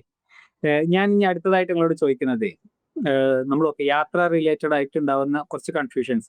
ഒറ്റ കാര്യം കൂടെ ചോദിക്കാം. നേരത്തെ പറഞ്ഞതിന്റെ കണ്ടിന്യൂഷൻ ആണ്. നമ്മൾ ചൈനീസ് കറൻസി ആണോ ഇവിടുന്ന് പോകുമ്പോൾ കരുതേണ്ടത്, അതോ ഡോളർ കരുതിയാലും ഫൈൻ ആണോ? നമ്മൾ ഇങ്ങോട്ട് വരുമ്പോൾ കൊണ്ടുവരേണ്ടതെന്ന് വെച്ച് കഴിഞ്ഞാൽ RMB കൊണ്ടുവരണം അല്ലെങ്കിൽ US ഡോളർ കൊണ്ടുവരാം. ഈ രണ്ടിലേതെങ്കിലും ഒരു കറൻസി കൊണ്ടുവരാം. ഇനി മറ്റ് കറൻസി ആണെങ്കിൽ പോലും നമുക്ക് അവിടുന്ന് ചേഞ്ച് ചെയ്യാൻ പറ്റും. പക്ഷേ ഏറ്റവും ഈസി ആക്സസ് ആയിട്ടുള്ളത് നമുക്ക് US ഡോളറോ അല്ലെങ്കിൽ RMB ആയിരിക്കും. US ഡോളർ ആണെന്നുണ്ടെങ്കിൽ നമ്മുടെ കാനഡൻ ഫെയറിന്റെ അകത്ത് ഉള്ള ബാങ്കുകളിലും നമുക്കത് എക്സ്ചേഞ്ച് ചെയ്യാൻ പറ്റും. പക്ഷേ എയർപോർട്ടിലും ഈ കാനഡൻ ഫെയറിന്റെ അകത്തൊക്കെ ആണെന്നുണ്ടെങ്കിൽ ചിലപ്പോൾ റേറ്റിലൊക്കെ ചെറിയ ഡിഫറൻസ് ഉണ്ടാവും. എങ്കിലും US ഡോളർ കൊണ്ടുവരുന്നതായിരിക്കും ഏറ്റവും ബെസ്റ്റ്. RMB കിട്ടുന്നവർക്ക് RMB കൊണ്ടുവരാം. നമ്മുടെ ട്രിപ്പിൽ നമുക്ക് ഹോട്ടലിൽ നിന്ന് അറേഞ്ച് ചെയ്യാന്നുള്ള ഒരു പ്ലാനും ചെയ്തിട്ടുണ്ടല്ലോ. അപ്പൊ നമുക്ക് അടുത്തതായിട്ട് നമുക്ക് സപ്ലയർ ഐഡന്റിഫൈ ചെയ്യുന്ന സമയത്ത്, ഇപ്പൊ നമ്മൾ വരുന്നത് ബിസിനസ്സിനാണ്, ബിസിനസ് ട്രിപ്പിനുമായി ബന്ധപ്പെട്ടിട്ടുള്ള ചോദ്യങ്ങളാണ് ഇവിടെ ചോദിക്കുന്നത്. അങ്ങനെയാണ് എന്നുണ്ടെങ്കിൽ ഓക്കെ, ഒരു കാൻഡൻ ഫെയറിൽ 2 കാറ്റഗറി ഓഫ് ആൾക്കാരുണ്ടെന്ന് പറഞ്ഞല്ലോ. മാനുഫാക്ചർ ഉണ്ടാവും, അതുപോലെ തന്നെ സപ്ലൈസ് അല്ലെങ്കിൽ ട്രേഡേഴ്സ് ഉണ്ടാകും. എങ്ങനെയാണ് നമുക്ക് ഇവരിന്ന് വേർതിരിച്ചറിയുക? ഇത് ഈ 2 ലൈക്ക് ഒരു കൗണ്ടർ ഇട്ടിട്ടുള്ള ആൾക്കാർ സപ്ലയർ ആണോ അല്ലെങ്കിൽ മാനുഫാക്ചർ ആണോ എന്ന് തിരിച്ചറിയൽ എങ്ങനെയാണ്? അവർ ഐഡന്റിഫൈ ചെയ്യാനുള്ള എന്തെങ്കിലും കുരുട്ടുബുദ്ധിയോ അല്ലെങ്കിൽ അങ്ങനത്തെ എന്തെങ്കിലും ട്രിക്സ് ഒക്കെ ഉണ്ടെങ്കിൽ അതൊന്ന് പറഞ്ഞുതരും. അപ്പൊ നമുക്ക് സപ്ലയറിനും അല്ലെങ്കിൽ ഫാക്ടറിക്കാരും അതുപോലെ ട്രേഡേഴ്സിനും തിരിച്ചറിയാനും പ്രത്യേകിച്ച് ഒരു ടൂളും ഇല്ല. അത് ഇവിടെ നിൽക്കുന്ന നമ്മുടെ ഇവിടെ നിന്നിട്ടുള്ള എക്സ്പീരിയൻസും എക്സ്പെർട്ടൈസും നോളജും വെച്ചിട്ട് മാത്രമേ തിരിച്ചറിയാൻ കഴിയൂ. ഇപ്പൊ നമ്മൾ പോയിട്ട് ഒരു ഓഫീസിൽ പോയി കഴിഞ്ഞാൽ അവർക്കൊരു ഒരു വലിയൊരു നല്ല ബ്യൂട്ടിഫുൾ ആയിട്ടുള്ള ഒരു ഓഫീസ് ഉണ്ടെങ്കിൽ പോലും അവർ ട്രേഡർ ആണോ ഫാക്ടറി ആണോ എന്നൊന്നും നമുക്ക് മനസ്സിലാക്കാൻ കഴിയില്ല. പിന്നെ വളരെ നമ്മളെ പോലത്തെ കമ്പനി എന്ന് പറഞ്ഞു കഴിഞ്ഞാൽ നമ്മളൊരു ബ്രാൻഡ് റിക്വയർമെന്റ് പ്രകാരം നമ്മൾ ഫാക്ടറി ഓഡിറ്റ് പോലത്തെ കാര്യങ്ങളൊക്കെ ചെയ്യും. ആ ഫാക്ടറി ഓഡിറ്റിൽ നമുക്ക് വളരെ വ്യക്തമായിട്ട് അവർക്ക് എത്രത്തോളം ഫെസിലിറ്റീസ് ഉണ്ട്, അവർക്ക് എന്തെങ്കിലും ലീഗൽ കേസുകൾ ഉണ്ടോ, അവർക്ക് എന്തെങ്കിലും ഫിനാൻഷ്യൽ ഇൻസ്റ്റബിലിറ്റി ഉണ്ടോ, എന്തെങ്കിലും പിന്നെ മറ്റ് എംപ്ലോയീസിനുമായി ബന്ധപ്പെട്ട് എന്തെങ്കിലും പ്രശ്നങ്ങളുണ്ടോ, ഇങ്ങനെ ഒരുപാട് കാര്യങ്ങൾ എ ടു സെഡ്, അതുപോലെ അവരുടെ ഇൻഫ്രാസ്ട്രക്ചർ കാര്യങ്ങളെല്ലാം നമുക്ക് മനസ്സിലാക്കാൻ കഴിയും. ഇത് ഒഴിച്ചിട്ട് ഈ ഒരു ടൂൾ ഒഴിച്ചിട്ട് വേറെ പ്രത്യേകിച്ച് ഒരു ടൂൾ ഇല്ല നമുക്ക് ആൾക്കാരെ ഡയറക്റ്റ് മനസ്സിലാക്കാനുള്ള. പിന്നെ ചെറിയൊരു കുറുക്ക് വഴി എന്ന് പറഞ്ഞു കഴിഞ്ഞാൽ അവരുടെ ബിസിനസ് ലൈസൻസ് ചോദിച്ചു കഴിഞ്ഞാൽ ആ ബിസിനസ് ലൈസൻസിൽ സിറ്റികളിലാണ് രജിസ്റ്റർ ചെയ്തിട്ടുണ്ടെന്നുണ്ടെങ്കിൽ, അല്ലെങ്കിൽ CBD പോലുള്ള സ്ഥലങ്ങളാണ് രജിസ്റ്റർ ചെയ്തിട്ടുള്ളത്, അവർ മിക്കവാറും ട്രേഡേഴ്സ് ആവാനാണ് ചാൻസ്. കാരണം ഫാക്ടറികളൊന്നും മിക്കതും നമ്മുടെ സെന്റർ ഓഫ് ദ സിറ്റികളിലോ അല്ലെങ്കിൽ പോഷ് സ്ഥലങ്ങളൊന്നും വെക്കാറില്ല. പൊതുവെ ഒരു പിന്നെ കോസ്റ്റ് എഫക്റ്റീവ് ആവാൻ വേണ്ടിയിട്ട് പുറത്തായിരിക്കും വെക്കുന്നത്. അതാണ് ഒരു ടൂൾ. പിന്നെ എപ്പോഴും നമ്മൾ ബിസിനസ് ചെയ്യുന്നത് ഒരു ഫാക്ടറിനായിട്ട് ഡയറക്റ്റ് ബിസിനസ് ചെയ്യുന്നതായിരിക്കും ഏറ്റവും ബെസ്റ്റ്, നമ്മുടെ ബിസിനസിന്റെ സൈസ് അനുസരിച്ചിട്ട്. ഇപ്പോൾ ഇവിടെ ചെറിയ വോളിയത്തിൽ ബിസിനസ് ചെയ്യുന്ന ആൾക്കാർക്കും ഇവിടുന്ന് പർച്ചേസ് ചെയ്യാൻ കഴിയും. അങ്ങനെയുള്ള മാർക്കറ്റുകളുണ്ട്, ഓപ്പൺ മാർക്കറ്റുകളുണ്ട്. പക്ഷെ നമ്മൾ അത്തരം മാർക്കറ്റിലേക്ക് പോകുമ്പോൾ അത് ഓൾറെഡി മെയ്ഡ് പ്രോഡക്റ്റ് ആണ്. അതിലൊരു ക്വാളിറ്റി മാറ്റങ്ങൾ വരുത്താനോ അല്ലെങ്കിൽ ഒരു റിസർച്ച് ആൻഡ് ഡെവലപ്മെന്റ് എന്തെങ്കിലും മാറ്റങ്ങൾ വരുത്താനോ കഴിയില്ല. അവിടെ ഉള്ളത് എന്താണോ അത് എടുത്തു പോകാനേ കഴിയും. പക്ഷെ ഫാക്ടറിനായിട്ട് ഡയറക്റ്റ് കോപ്പറേറ്റ് ചെയ്യുമ്പോൾ നമുക്ക് ഒരുപാട് മാറ്റങ്ങൾ അതിൽ കൊണ്ടുവരാൻ കഴിയും. നമുക്ക് നമ്മുടെ ലോഗോ അല്ലെങ്കിൽ നമുക്ക് എന്തെങ്കിലും ചെറിയ ചെറിയ മാറ്റങ്ങൾ വരുത്താം. കളർ സെലക്ഷൻസ് ഉണ്ടാവാം, അല്ലെങ്കിൽ അതിന്റെ പാക്കേജ് സെലക്ഷൻസ് ഉണ്ടാവാം. പിന്നെ അതുപോലെ നമുക്ക് എക്സ്പോർട്ട് അല്ലെങ്കിൽ ഇമ്പോർട്ട് ചെയ്യുമ്പോൾ വേണ്ട സർട്ടിഫിക്കേഷൻസ് എല്ലാം നമുക്ക് ഡയറക്റ്റ് കിട്ടാം. അങ്ങനെ ഒരുപാട് കാര്യങ്ങൾ നമുക്ക് ഡയറക്റ്റ് ചെയ്യാൻ കഴിയും. പ്ലസ് കോസ്റ്റ് എഫക്റ്റീവ് ആയിരിക്കും. ട്രേഡറായിട്ട് കോപ്പറേറ്റ് ചെയ്യുമ്പോൾ നമുക്ക് ഡയറക്റ്റ് ഒരു ആക്സസ് ഇല്ലാത്തതുകൊണ്ട് നമുക്ക് പല കാര്യങ്ങളും ചിലപ്പോൾ നമുക്ക് വിചാരിച്ച രീതിയിൽ, നമ്മൾ ഉദ്ദേശിക്കുന്ന രീതിയിൽ നമുക്ക് എത്തിക്കിട്ടാൻ ബുദ്ധിമുട്ടായിരിക്കും. കഴിഞ്ഞ പോഡ്കാസ്റ്റിലെ നിങ്ങൾക്ക് സ്വന്തമായിട്ട് അവിടെ ഒരു മാനുഫാക്ചറിങ് ഫെസിലിറ്റി ഉള്ള കാര്യം പറഞ്ഞിരുന്നല്ലോ. അപ്പൊ നിങ്ങൾ ഇങ്ങനെ വൈറ്റ് ലേബൽ ഒക്കെ ചെയ്ത് കൊടുക്കാറുണ്ടോ? അതായത് കസ്റ്റമൈസ് ചെയ്തിട്ടൊക്കെ കൊടുക്കാറുണ്ടോ? അതെ, നമ്മുടെ 2 കമ്പനിയാണ്. അതിലൊരു കമ്പനി ഷെൻജൻ ഇൻസ്പയർ എന്ന് പറയുന്ന കമ്പനി, അത് റിസർച്ച് ആൻഡ് ഡെവലപ്മെന്റ് മാനുഫാക്ചറിങ്. നമ്മൾ മെയിനായിട്ട് ചെയ്യുന്ന OEM, ODM ആണ്. അതായത് ബ്രാൻഡുകൾക്കും പിന്നെ വേൾഡ് വൈഡ് ആയിട്ടുള്ള ഒരുപാട് ലീഡിംഗ് ബ്രാൻഡുകൾക്ക് വേണ്ടി നമ്മൾ പ്രോഡക്റ്റ് നിർമ്മിച്ചു കൊടുക്കുന്നുണ്ട്. അവരുടെ ഇഷ്ടാനുസരണത്തിന് അനുസരിച്ചിട്ട് നമ്മൾ ഡിസൈൻ ചെയ്ത്, അത് സോഫ്റ്റ്വെയർ ആകട്ടെ, ഹാർഡ്വെയർ ആകട്ടെ, ആൽഗോരിതം ആവട്ടെ, എല്ലാ കാര്യങ്ങളും ഡിസൈൻ ചെയ്ത് അവരായിട്ട് ഒരുമിച്ചിരുന്ന് ഫ്രം ദ സ്ക്രാച്ച് എല്ലാം ഡിസൈൻ ചെയ്തിട്ട് നമ്മൾ കൊടുക്കുന്നുണ്ട് പ്രോഡക്റ്റുകൾ. പിന്നെ അതുപോലെ നമ്മൾ ഓൾറെഡി മെയ്ഡ് ചെയ്തിട്ടുള്ള പ്രോഡക്റ്റിലാണെന്നുണ്ടെങ്കിലും അവർ വരുന്ന വൈറ്റ് ലേബൽ ചെയ്തിട്ട് അവർക്ക് വേണ്ട മാറ്റങ്ങൾ വരുത്തിയിട്ട് നമ്മൾ പ്രോഡക്റ്റ് കൊടുക്കുന്നുണ്ട്. ഓക്കെ. അപ്പൊ ഞാൻ അടുത്ത ചോദ്യം, ഓക്കെ, നമ്മളിപ്പോ കാൻഡൻ ഫെയറിൽ പോയി നമുക്ക് ഇഷ്ടമുള്ള ഫേസ് സെലക്ട് ചെയ്തു. ചൈനയിൽ എത്തിയതുമായി ബന്ധപ്പെട്ടുള്ള ഒരുപാട് സംശയങ്ങളൊക്കെ ഫിക്സ് ചെയ്തു. ഇപ്പൊ റൈറ്റ് സപ്ലയറെ അല്ലെങ്കിൽ ഫാക്ടറി ഒക്കെ ഐഡന്റിഫൈ ചെയ്തിട്ട് അതും ചെയ്തു കഴിഞ്ഞു. ഓക്കെ, ഇനി പ്രധാന ക്രൂഷ്യൽ ചോദ്യങ്ങൾ വരുന്നത് റിലേറ്റഡ് ടു പ്രൈസിങ് ആണല്ലോ. അപ്പൊ നമ്മൾ പ്രൈസ് നെഗോഷിയേഷൻ ഒക്കെ നടത്തുന്ന സമയത്ത് പ്രൈസിംഗിൽ ഞാൻ മനസ്സിലാക്കുന്നത് FOB, ലൈക്ക് ഞാൻ കുറച്ച് ടേംസ് ഒക്കെ എടുത്തു വെച്ചിട്ടുണ്ട്. EXW എന്നൊക്കെ പറഞ്ഞിട്ട് കുറെ ടെക്നിക്കൽ ടേംസ് കണ്ടിട്ടുണ്ട്. അപ്പോ ഇതിന്റെ ഡിഫറൻസ് ഒന്ന് പറയാം. എന്താ വെച്ചാൽ കൊമേഴ്ഷ്യൽ ടേംസ്, ഇപ്പൊ നമ്മളൊരു ബിസിനസ് എക്സിക്യൂട്ട് ചെയ്യണമെന്നുണ്ടെങ്കിൽ അതിന്റെ കൊമേഴ്ഷ്യൽ ടേംസിൽ ഡെഫിനറ്റ്ലി പ്രൈസിങ് ഇൻവോൾവ് ആയിരിക്കും. അപ്പൊ അതിൽ MOQ എന്ന് പറഞ്ഞിട്ടുള്ള സംഭവം നേരത്തെ നിങ്ങളും സൂചിപ്പിച്ചു. അപ്പോ ഈ MOQ, അതുപോലെ ഈ FOB, EXW, ഇങ്ങനത്തെ ഒക്കെ ടെർമിനോളജീസ് തമ്മിലുള്ള ഡിഫറൻസ് എന്താണ്? അതുപോലെ കസ്റ്റമൈസേഷൻ ചെയ്യുകയാണെന്നുണ്ടെങ്കിൽ കസ്റ്റമൈസേഷൻ ചാർജബിൾ ആണോ, അല്ലെങ്കിൽ എന്തായിരിക്കും അതിന്റെ ടേംസ് എന്തായിരിക്കും? ഇങ്ങനത്തെ കാര്യങ്ങളിൽ ഒരു ക്ലാരിറ്റി വരും. ഓക്കെ. അപ്പോൾ നിങ്ങൾ പറഞ്ഞ ആദ്യത്തെ ആ 3 ഇത് വെച്ചിട്ട് തന്നെ തുടങ്ങാം. അതായത് EXW, നമ്മളിപ്പോൾ ഒരു ലോജിസ്റ്റിക്സിലേക്ക് വരുമ്പോൾ നമ്മൾ സാധനം എടുത്തിട്ട് ഉണ്ടാക്കി കഴിഞ്ഞിട്ട് നമ്മൾ നമ്മുടെ നാട്ടിലേക്ക് എക്സ്പോർട്ട് ചെയ്യുമ്പോൾ അല്ലെങ്കിൽ ഇമ്പോർട്ട് ചെയ്യുന്ന സമയത്ത് വരുന്ന ലോജിസ്റ്റിക്സിൽ ഏറ്റവും കൂടുതൽ യൂസ് ചെയ്യുന്ന ഒരു വേർഡാണ് EXW, അല്ലെങ്കിൽ HCA, അല്ലെങ്കിൽ FOB. EXW എന്ന് പറഞ്ഞു കഴിഞ്ഞാൽ നമ്മൾ പ്രോഡക്റ്റ് നമ്മൾ ഉണ്ടാക്കി കഴിഞ്ഞാൽ, ഫാക്ടറി ഉണ്ടാക്കി കഴിഞ്ഞാൽ ആ ഫാക്ടറിയിൽ പോയിട്ട് നമ്മൾ കളക്ട് ചെയ്യണം. നമ്മൾ ഒരു കപ്പ് വിട്ട് എടുത്ത് കൊണ്ടുവരുന്നതാണ്. അതായത് ആ പ്രോഡക്റ്റിന്റെ പ്രൈസ് മാത്രമേ അവർ എടുക്കുന്നുള്ളൂ. ബാക്കി കാര്യങ്ങളൊന്നും അവർ നോക്കില്ല. അതാണ് EXW. ഇനി FCA എന്ന് പറഞ്ഞു കഴിഞ്ഞാൽ നമുക്ക് മെയിൻലാൻഡിൽ തന്നെ നമ്മൾ അസൈൻ ചെയ്തിട്ടുള്ള ഏതെങ്കിലും ഒരു വെയർഹൗസ് ഉണ്ടാവും. അപ്പോൾ ആ വെയർഹൗസിലേക്ക് എത്തിച്ചേരാൻ പറയുന്ന ടേമാണ് FCA. ഇനി FOB എന്ന് പറഞ്ഞു കഴിഞ്ഞാൽ ഫാക്ടറിയിൽ നിന്ന് പ്രൊഡക്ഷൻ കഴിഞ്ഞ് നമ്മൾ നമ്മുടെ പിന്നെ ലോജിസ്റ്റിക് ഹബ്ബ് അല്ലെങ്കിൽ നമ്മുടെ ഷിപ്പിംഗ് ഏജന്റിന്റെ അടുത്ത് എത്തിച്ച് അവിടുത്തെ എല്ലാ എക്സ്പോർട്ടിനുള്ള എല്ലാ ഡോക്യുമെന്റ്സും കാര്യങ്ങളെല്ലാം ചെയ്ത് കഴിഞ്ഞ് ഫ്രീ ഓൺ ബോർഡ്, അതാണ് FOB. കപ്പലിലാണെങ്കിൽ കപ്പലിൽ അകത്ത് കയറ്റി വെച്ച് വരുന്നവരുള്ള എല്ലാ എക്സ്പെൻസും കവർ ചെയ്തിട്ടുള്ളതാണ് FOB. ഇതാണ് 3 ടേം നമ്മൾ സാധാരണ യൂസ് ചെയ്തുകൊണ്ടിരിക്കുന്ന ഒരു ടേം. ഇതിൽ ഏതാണ് നെഗോഷിയേറ്റ് ചെയ്യാൻ ഏറ്റവും നല്ലത്? 3 നെഗോഷിയേറ്റ് ചെയ്യാൻ എളുപ്പമാണ്. പക്ഷേ കാരണം വെച്ച് കഴിഞ്ഞാൽ EXW ചെയ്ത് കഴിഞ്ഞാൽ ബാക്കി കാര്യങ്ങൾ നിങ്ങൾ നോക്കണം. അവർ FCA തന്നു കഴിഞ്ഞാൽ വെയർ ഹൗസിൽ എത്തിച്ചേരും. FOB അപ്പോൾ ഏറ്റവും കൂടുതൽ നമുക്ക് ഹെഡേക്ക് ഇല്ലാത്ത ഏറ്റവും കൂടുതൽ നല്ല കാര്യം ചെയ്യാന്ന് വെച്ചാൽ FOB ആണ്. FOB ആകുമ്പോൾ കപ്പലിനകത്ത് വരെ എത്തുന്നവരെ നമുക്കൊന്നും അറിയണ്ട. അല്ലെങ്കിൽ ഫ്ലൈറ്റിൽ എത്തുന്നവരെയുള്ള എല്ലാ കോസ്റ്റും കാര്യങ്ങളൊക്കെ അതിൻ്റെ അകത്ത് കവർ ചെയ്ത് പോകും. നമ്മളൊന്നും അറിയണ്ട. പക്ഷേ അതിലും ആയിട്ടുള്ള ഒരു ഷിപ്പിംഗ് ഏജന്റ് നമുക്കുണ്ടെന്നുണ്ടെങ്കിൽ നമുക്ക് കോൺഫിഡന്റ് ഉണ്ടെന്നുണ്ടെങ്കിൽ നമുക്ക് EXW എടുക്കാം. ഓക്കെ. അല്ല അപ്പൊ അതായത് കപ്പലിലെത്തും.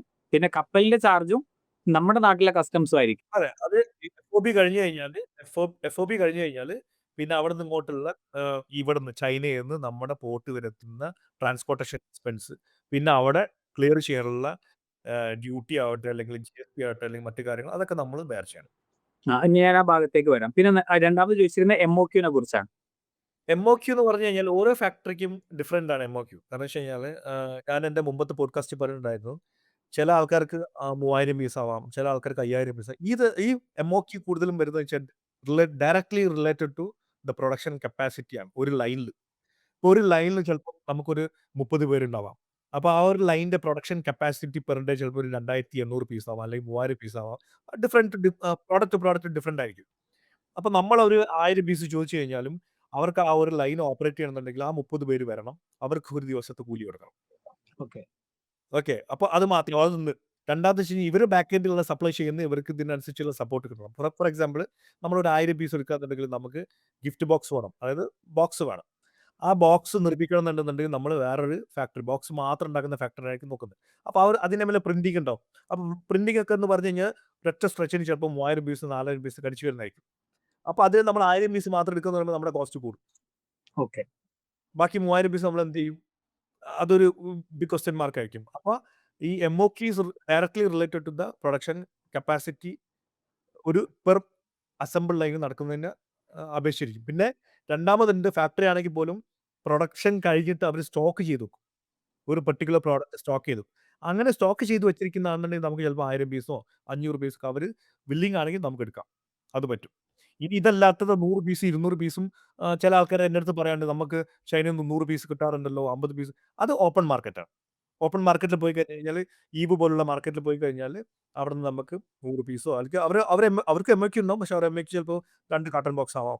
അതൊരു 100 പീസോ 200 പീസോ അങ്ങനെ ആയിരിക്കും. പക്ഷേ അതിൽ വരുന്ന ഡിസഡ്വാൻറ്റേജ് എന്ന് പറഞ്ഞു കഴിഞ്ഞാൽ ഉള്ള പ്രോഡക്റ്റ് എടുത്ത് പോകുമെന്നല്ലാതെ ആ കണ്ട പ്രോഡക്റ്റിൽ പ്രത്യേകിച്ച് മാറ്റങ്ങളൊന്നും വരുത്താൻ കഴിയില്ല. ഓക്കെ. അതാണ് കസ്റ്റമൈസേഷൻ. എന്റെ മൂന്നാമത്തെ പാർട്ട് കസ്റ്റമൈസേഷനെ കുറിച്ചിട്ടുള്ളതാണ്. കസ്റ്റമൈസേഷൻ ചാർജബിൾ ആണോ? അതിന്റെ MOQ കൺസെപ്റ്റ് എന്താണ്? ഞാൻ അന്ന് നിങ്ങളുടെ ഒരു സ്മാർട്ട് റിംഗ് കണ്ടിട്ടുണ്ടായിരുന്നു. നമ്മുടെ ബിസിനസ് കോൺഫറൻസിലൊക്കെ ഒരുപാട് പേർക്ക് ഗിഫ്റ്റ് എല്ലാം കൊടുത്തിട്ടുണ്ടായിരുന്ന സ്മാർട്ട് റിംഗ് ഉണ്ടായിരുന്നല്ലോ. അപ്പോൾ ലൈക്ക് അതിന്റെ ഒരു സപ്ലൈ ചെയിനിനെ കുറിച്ചിട്ട് ഒന്ന് പറഞ്ഞു കഴിഞ്ഞാൽ എനിക്ക് തോന്നുന്നു ആൾക്കാർക്ക് അത് ബെറ്റർ ധാരണ കിട്ടാൻ ഹെൽപ്പ് ചെയ്യും. കസ്റ്റമൈസേഷന് ചാർജബിൾ അല്ല ചില സാഹചര്യങ്ങളിൽ. കാരണം വെച്ച് കഴിഞ്ഞാൽ കസ്റ്റമൈസേഷൻ ചെയ്യണമെന്നുണ്ടെങ്കിൽ മിനിമം ക്വാണ്ടിറ്റി വേണം. മിനിമം ക്വാണ്ടിറ്റി ഉണ്ടെങ്കിൽ മാത്രമേ അതിപ്പോൾ എനിക്ക് ചെയ്യാൻ താല്പര്യം ഉണ്ടെങ്കിൽ പോലും ചിലപ്പോൾ എനിക്ക് ചെയ്യാൻ കഴിയില്ല. കാരണം മിനിമം ക്വാണ്ടിറ്റി ഇല്ലെങ്കിൽ. കാരണം ഇതിനൊരു സപ്ലൈ ചെയിൻ ഉണ്ട്. ഈ സപ്ലൈ ചെയിൻ ഇപ്പോൾ അതിനൊരു PCBA വേണം. ഇപ്പോൾ നിങ്ങൾ കഴിഞ്ഞ പ്രാവശ്യം കണ്ടിട്ടുള്ള ഒരു പ്രോഡക്റ്റാണിത് നമ്മുടെ സ്മാർട്ട് റിംഗ്. Smart ring. ഇതിൻ്റെ അകത്ത് നമ്മൾ ഒരുപാട് ഫംഗ്ഷൻസ് കൊണ്ടുവന്നിട്ടുണ്ട്. ഇതിൻ്റെ അകത്ത് ഇപ്പോൾ ECG അവൈലബിൾ ആണ്. അതുപോലെ നമ്മൾ പ്രേ ചെയ്യുമ്പോൾ നമുക്കുള്ള ദസ്വി അവൈലബിൾ ആണ്. പിന്നെ അത് മാത്രമല്ല നമുക്ക് വളരെ തിന്നായിട്ടുള്ള one of the most thinnest ആയിട്ടുള്ള സ്മാർട്ട് റിംഗ് ഒക്കെ നമ്മൾ ഇറക്കിയിട്ടുണ്ട്. അപ്പോൾ ഈ സ്മാർട്ട് റിംഗ് അല്ലെങ്കിൽ സ്മാർട്ട് വാച്ച് അല്ലെങ്കിൽ ഏത് പ്രോഡക്റ്റ് ആവട്ടെ ഉണ്ടാക്കുമ്പോഴും അതിന്റെ ബാക്കിൽ ഒരു സപ്ലൈ ചെയിൻ ഉണ്ടാവും. അതിന് ഫോർ എക്സാമ്പിൾ ഇതിൽ ഡിസ്പ്ലേ ഉണ്ടെന്നുണ്ടെങ്കിൽ ഈ ഡിസ്പ്ലേ നിർമ്മിക്കുന്ന ഒരു ഫാക്ടറി ഉണ്ടാവും. അപ്പോൾ ആ ഡിസ്പ്ലേ നമ്മളവിടുന്ന് വാങ്ങിക്കുമ്പോൾ അവർക്കൊരു പ്രൊഡക്ഷൻ കോസ്റ്റ് ഉണ്ടാവും, അവർക്കൊരു MOQ ഉണ്ടാവും, അവർക്കൊരു അസംബിൾ ലൈൻ ഉണ്ടാവും. അപ്പോൾ ഇതിങ്ങനെ ഇന്റർ കണക്റ്റഡ് ആണ്. അപ്പോൾ ഇത് ശരിക്കും പറഞ്ഞു കഴിഞ്ഞാൽ കസ്റ്റമൈസേഷൻ ചാർജബിൾ അല്ല. ശരിക്കും പറഞ്ഞാൽ ക്വാണ്ടിറ്റി ഉണ്ടെങ്കിൽ. ക്വാണ്ടിറ്റി ഇല്ലാത്ത സാഹചര്യങ്ങളാണെന്നുണ്ടെങ്കിൽ ചാർജബിൾ ആവും. കാരണം വെച്ച് കഴിഞ്ഞാൽ നേരത്തെ പറഞ്ഞതുപോലെ ഇപ്പോൾ ഒരു ഗിഫ്റ്റ് ബോക്സ് എന്ന് പറഞ്ഞു കഴിഞ്ഞാൽ ഇതുപോലത്തെ ഒരു ബോക്സ്. അതിന്റെ പുറത്ത് നിങ്ങൾക്ക് ഫോട്ടോ ഒട്ടിക്കണം. അതുപോലെ അല്ലെങ്കിൽ നിങ്ങളുടെ ഒരു പേര് എഴുതി ചേർക്കണം എന്നുണ്ടെന്നുണ്ടെങ്കിൽ ചിലപ്പോൾ നേരത്തെ പറഞ്ഞ ഒറ്റ സ്ട്രെച്ചർ ചിലപ്പോൾ 3000 പീസ് അടിച്ചു വരുന്നതായിരിക്കും. അപ്പോൾ 3000 പീസ് അടിച്ചു ഇറക്കുമ്പോൾ നമുക്ക് വേണ്ടത് ചിലപ്പോൾ ഒരു 1000 പീസ് ആയിരിക്കാം. അപ്പോൾ ബാക്കി 2000 പീസ് വെറുതെ ആയി പോകും. അങ്ങനെയുള്ള സാഹചര്യങ്ങൾ ചാർജബിൾ ആവും. അതുപോലെ ഗിഫ്റ്റ് ബോക്സിന്റെ ഒരു RMB മുതൽ 10ഉം 20ഉം 30ഉം RMB വരെയുള്ള ഗിഫ്റ്റ് ബോക്സുകളൊക്കെ ഉണ്ട്. അപ്പോൾ കസ്റ്റമൈസേഷൻ നമ്മുടെ റിക്വയർമെന്റ് പ്രകാരം അത് അങ്ങോട്ട് മാറിക്കൊണ്ടേയിരിക്കും. നമ്മുടെ റിക്വയർമെന്റ് പ്രകാരം. ഓക്കെ. ഇനി ഞാൻ 2, 3 ചോദ്യങ്ങൾ ഒപ്പം ചോദിക്കാം. ഒന്നെന്താ വെച്ചാല് ജനറലി ഇതിന്റെ പേയ്മെന്റ് ടേംസ് എങ്ങനെയായിരിക്കും? അതായത് നമ്മൾ നാട്ടിൽ വന്നിട്ട് പൈസ കൊടുത്താൽ മതിയാവോ? അതല്ലെങ്കിൽ നാട്ടിൽ വന്ന് വിറ്റിട്ട് പൈസ കൊടുത്താൽ മതിയാവോ? അതല്ലെങ്കിൽ മറ്റൊരു ചോദ്യം എന്ന് പറയേണ്ടത് നിങ്ങൾക്ക് കേൾക്കുമ്പോൾ തന്നെ ചിരി വരുന്നുണ്ട് തോന്നുന്നു. പിന്നെ ഇതിന്റെ ഒരു ലീഡ് ടൈം എങ്ങനെയാണ്? അതായത് നമ്മൾ ഓർഡർ പ്ലേസ് ചെയ്ത് നമുക്ക് എത്ര സമയം കൊണ്ട് കിട്ടും? കാരണം നമ്മൾ മാർക്കറ്റിംഗ് ഒക്കെ പ്ലാൻ ചെയ്യണ്ടേ? മറ്റൊരു ചോദ്യം എന്ന് പറയേണ്ടത് കാൻഡൻ ഫെയറിലേക്ക് കഴിഞ്ഞ തവണ എല്ലാം നമ്മൾ വരുന്ന ആൾക്കാരോടെല്ലാം പറഞ്ഞിരുന്നത് കാഷ്വൽ ഡ്രസ്സ് ഇട്ടാൽ മതി. കാരണം ടൂ മച്ച് ബിസിനസ് അറ്റയർ ഒക്കെ ഇട്ട് കഴിഞ്ഞാൽ നമ്മൾ ഭയങ്കര ടയേർഡ് ആകും. മാത്രമല്ല ഞാൻ അന്ന് കഴിഞ്ഞ തവണ ഇതിന് മുന്നത്തെ തവണക്ക് പോയപ്പോൾ കണ്ടിട്ടുണ്ടായിരുന്നു ആൾക്കാർ കുറച്ചും കൂടി കാഷ്വൽ ആയിട്ടാണ് ഡ്രസ്സ് എല്ലാം ചെയ്യുന്നത്. അപ്പോൾ നമ്മളൊരു സീരിയസ് ബയർ ആണ് എന്ന് കാണിക്കാൻ വേണ്ടിയിട്ട് എന്തൊക്കെ കാര്യങ്ങളാണ് ചെയ്യേണ്ടത്? അപ്പോൾ 3 ചോദ്യങ്ങൾ. പേയ്മെന്റ് ടേംസ് എങ്ങനെയായിരിക്കും? അതുപോലെ ദെൻ സീരിയസ് ബയർ ആണെന്ന് കാണിക്കുന്നത്. അതിന്റെ ജനറലി ലീഡ് ടൈം എത്രയായിരിക്കും? ഇത്രയും കാര്യങ്ങൾ. പേയ്മെന്റ് ടൈം എന്ന് പറഞ്ഞു കഴിഞ്ഞാൽ മുമ്പ് ഏകദേശം ഒരു 10 വർഷം 15 വർഷം മുമ്പൊക്കെ നമുക്ക് ലെറ്റർ ഓഫ് ക്രെഡിറ്റിലൊക്കെ നമുക്ക് ഓപ്പറേറ്റ് ചെയ്യാൻ പറ്റുമായിരുന്നു ഇന്ത്യൻ മാർക്കറ്റിലോട്ട്. ഇപ്പോൾ അതൊക്കെ കുറഞ്ഞു. ഇപ്പോൾ എന്ന് വെച്ച് കഴിഞ്ഞാൽ സാധാരണ ഒരു പേയ്മെന്റ് ടേം എന്ന് പറഞ്ഞാൽ 30% ഡെപ്പോസിറ്റ്, 70% ബിഫോർ ദ ഇൻവെസ്റ്റ്മെന്റ് ആണ്. കാരണം എന്ന് വെച്ച് കഴിഞ്ഞാൽ ഇപ്പോൾ എൻ്റെ ഒരു അറിവിൽ എല്ലാ ഒരു 99.9% ഫാക്ടറിക്കാർക്കും ഡെപ്പോസിറ്റ് കിട്ടിക്കഴിഞ്ഞാൽ മാത്രം അവർക്ക് അവരെ സപ്ലൈ ചെയ്യുന്ന സാധനങ്ങൾ വാങ്ങിച്ച് അത് പ്രൊഡക്ഷൻ തുടങ്ങാൻ കഴിയും. ഇത് ഡെപ്പോസിറ്റ് കൊടുത്തിട്ടില്ലെങ്കിലുള്ള പ്രശ്നം എന്ന് വെച്ച് കഴിഞ്ഞാൽ കസ്റ്റമറിന് ഏത് സമയത്ത് വേണമെങ്കിലും ഈ ഓർഡർ ക്യാൻസൽ ചെയ്യാം. ഓർഡർ പ്രത്യേകിച്ച് അതൊരു കസ്റ്റമൈസ്ഡ് പ്രോഡക്റ്റ് ആണെന്നുണ്ടെങ്കിൽ ഓർഡർ ക്യാൻസൽ ചെയ്ത് കഴിഞ്ഞാൽ ആ പ്രോഡക്റ്റ് അവർക്കൊന്നും ചെയ്യാൻ കഴിയില്ല. ഫോർ എക്സാമ്പിൾ ഒരു അഡാപ്റ്റ് എന്ന് പറയുന്ന അല്ലെങ്കിൽ ഒരു ഒരു ഒരു എ എന്ന് പറഞ്ഞ ഒരു ബ്രാൻഡിൽ നമ്മൾ ഉണ്ടാക്കി കഴിഞ്ഞ സാധനം അവർ ആ സാധനം ഷിപ്മെന്റ് എടുത്തില്ലെങ്കിൽ ഫാക്ടറിക്കാർ ആകെ പ്രശ്നത്തിലാവും. അങ്ങനെയുള്ള ഒരുപാട് ദുരനുഭവം മുമ്പ് ഉണ്ടായത് കൊണ്ടാണ് ഇപ്പോൾ ചൈനക്കാർ കുറച്ചും കൂടി സ്ട്രിക്റ്റ് ആയിട്ടുള്ളത്. അതായത് ഡെപ്പോസിറ്റ് തന്നു കഴിഞ്ഞാൽ മാത്രമേ കാര്യങ്ങൾ മുന്നോട്ട് കൊണ്ടുപോകാൻ പറ്റുന്നുള്ളൂ. ബാക്കി ഷിപ്മെന്റ് ചെയ്തതിന് മുമ്പ് 70% കൊടുക്കുക. ഇതിലുള്ളൊരു ഒരു റിസ്ക് ഫാക്ടർ എന്ന് പറഞ്ഞു കഴിഞ്ഞാൽ ഇവിടെ വന്ന് നമ്മൾ ഒരു പ്രോപ്പർ ആയിട്ട് ഇവിടെ ഒരു ടീം ഇല്ലാന്നുണ്ടെന്നുണ്ട് നമ്മൾ ഒരുപാട് വലിയ വലിയ കമ്പനികൾക്ക് മൾട്ടി ബില്യൺ ഡോളർ കമ്പനികൾക്കും എല്ലാ പ്രാവശ്യവും സംഭവിച്ചുകൊണ്ടിരിക്കുന്ന ഒരു ഒരു വലിയൊരു മിസ്റ്റേക്കാണ് നമ്മൾ പൈസ ഡെപ്പോസിറ്റ് അടയ്ക്കും. അടച്ചു കഴിഞ്ഞ് കഴിഞ്ഞാൽ ചിലപ്പോൾ ആ കമ്പനി ബാങ്ക്രപ്റ്റ് ആയി പോവാം. അല്ലെങ്കിൽ നമ്മൾ പറഞ്ഞ സാധനത്തിലുള്ള കൊടുത്ത കാഷിനുള്ള ആ പ്രോഡക്റ്റ് ആയിരിക്കില്ല ചിലപ്പോൾ അവർ നമുക്ക് തരുന്നത്. ഇങ്ങനെയുള്ള സാഹചര്യങ്ങളിൽ നമുക്ക് ഇവിടെ ഒരു ലോക്കൽ പാർട്ട്ണർ നമ്മുടെ പോലത്തെ ഒരു നമ്മുടെ കമ്പനി ആവണമെന്നില്ല. ഒരു ഐപിടി പോലുള്ള ഒരു ലോക്കൽ പാർട്ട്ണർ ഉണ്ടെങ്കിൽ മാത്രം അതിനെ ഓവർകം ചെയ്ത് വിടാൻ കഴിയും. കാരണം നേരത്തെ പറഞ്ഞ പോലെ ഫാക്ടറി ഓഡിറ്റ് ആണെന്നുണ്ടെങ്കിലും അല്ലെങ്കിൽ മറ്റു കാര്യങ്ങളൊക്കെ ചെയ്ത് ഉറപ്പ് വരുത്തണം. In case something goes wrong നമുക്ക് ലീഗലി മൂവ് ചെയ്യണമെന്നുണ്ടെങ്കിലൊക്കെ നമുക്കൊരു ലോക്കൽ പാർട്ട്ണറെ ആവശ്യമാണ്. അല്ലാതെ നമ്മളൊരു എഗ്രിമെന്റ് ഇന്ത്യയിലും അല്ലെങ്കിൽ ചൈനയിലും നിൽക്കുന്ന 2 പേരും ഒരു എഗ്രിമെന്റ് ഇട്ട് കഴിഞ്ഞാൽ it's A kind of paper. കാരണം വെച്ച് കഴിഞ്ഞാൽ എന്തെങ്കിലും സംഭവിച്ചു കഴിഞ്ഞാൽ നിങ്ങൾ പറയാണ് ഞാൻ നിങ്ങൾക്ക് എതിരെ ഇന്ത്യയിൽ കേസ് കൊടുക്കും. ആർബിട്രേഷൻ സെന്റർ നമ്മള് ബാംഗ്ലൂരാണ്. അവിടെ കേസ് കൊടുക്കുംന്ന് പറഞ്ഞാൽ ചൈനക്കാരൻ പറയും നിങ്ങൾ കേസ് കൊടുത്തോ. ഞാൻ ചൈനയ്ക്ക് വരുന്നില്ല പറഞ്ഞാൽ കഴിഞ്ഞു. ഞാൻ വരില്ല അല്ലേ? ആ കഴിയും. പക്ഷെ അതേ സ്ഥാനത്ത് നമ്മളെ പോലത്തെ ഒരു പ്ലാറ്റ്ഫോം, നമ്മളെ പോലത്തെ ഒരു കമ്പനി ചൈനയിലാണ്. ഇവിടെയുള്ള ചൈനീസ് ഫാക്ടറിക്കാരും ചൈന രണ്ടും ഒരു നിയമത്തിന് താഴെ ആകുമ്പോൾ നമുക്കൊരു മാക്സിമം ഒരു ഒരു ലിമിറ്റ് വരെ നമുക്ക് അവരുടെ ബാക്കിൽ പോവാനും അവരുടെ പിന്നെ ബാങ്ക് അക്കൗണ്ട് ഫ്രീസ് ചെയ്യാനും അല്ലെങ്കിൽ നമുക്കത് തിരിച്ചു പിടിക്കാനുള്ള ഒരു ചാൻസസ് വളരെ കൂടുതലാണ്. പിന്നെ എന്തെങ്കിലും പ്രശ്നങ്ങളൊക്കെ പോകുമ്പോൾ നമുക്ക് ഇപ്പോൾ കമ്മ്യൂണിക്കേഷൻ കോസ്റ്റ് എന്ന് പറയുന്നത് വളരെ ഇമ്പോർട്ടന്റ് ആയിട്ടുള്ള ഒരു കാര്യമാണ്. കമ്മ്യൂണിക്കേഷൻ കോസ്റ്റ് കൂടിക്കഴിഞ്ഞാൽ നമ്മുടെ ബിസിനസ് ലോസിലേക്ക് പോകും. അപ്പോൾ ചിലപ്പോൾ നാളെ ഷിപ്മെന്റ് ആവാം.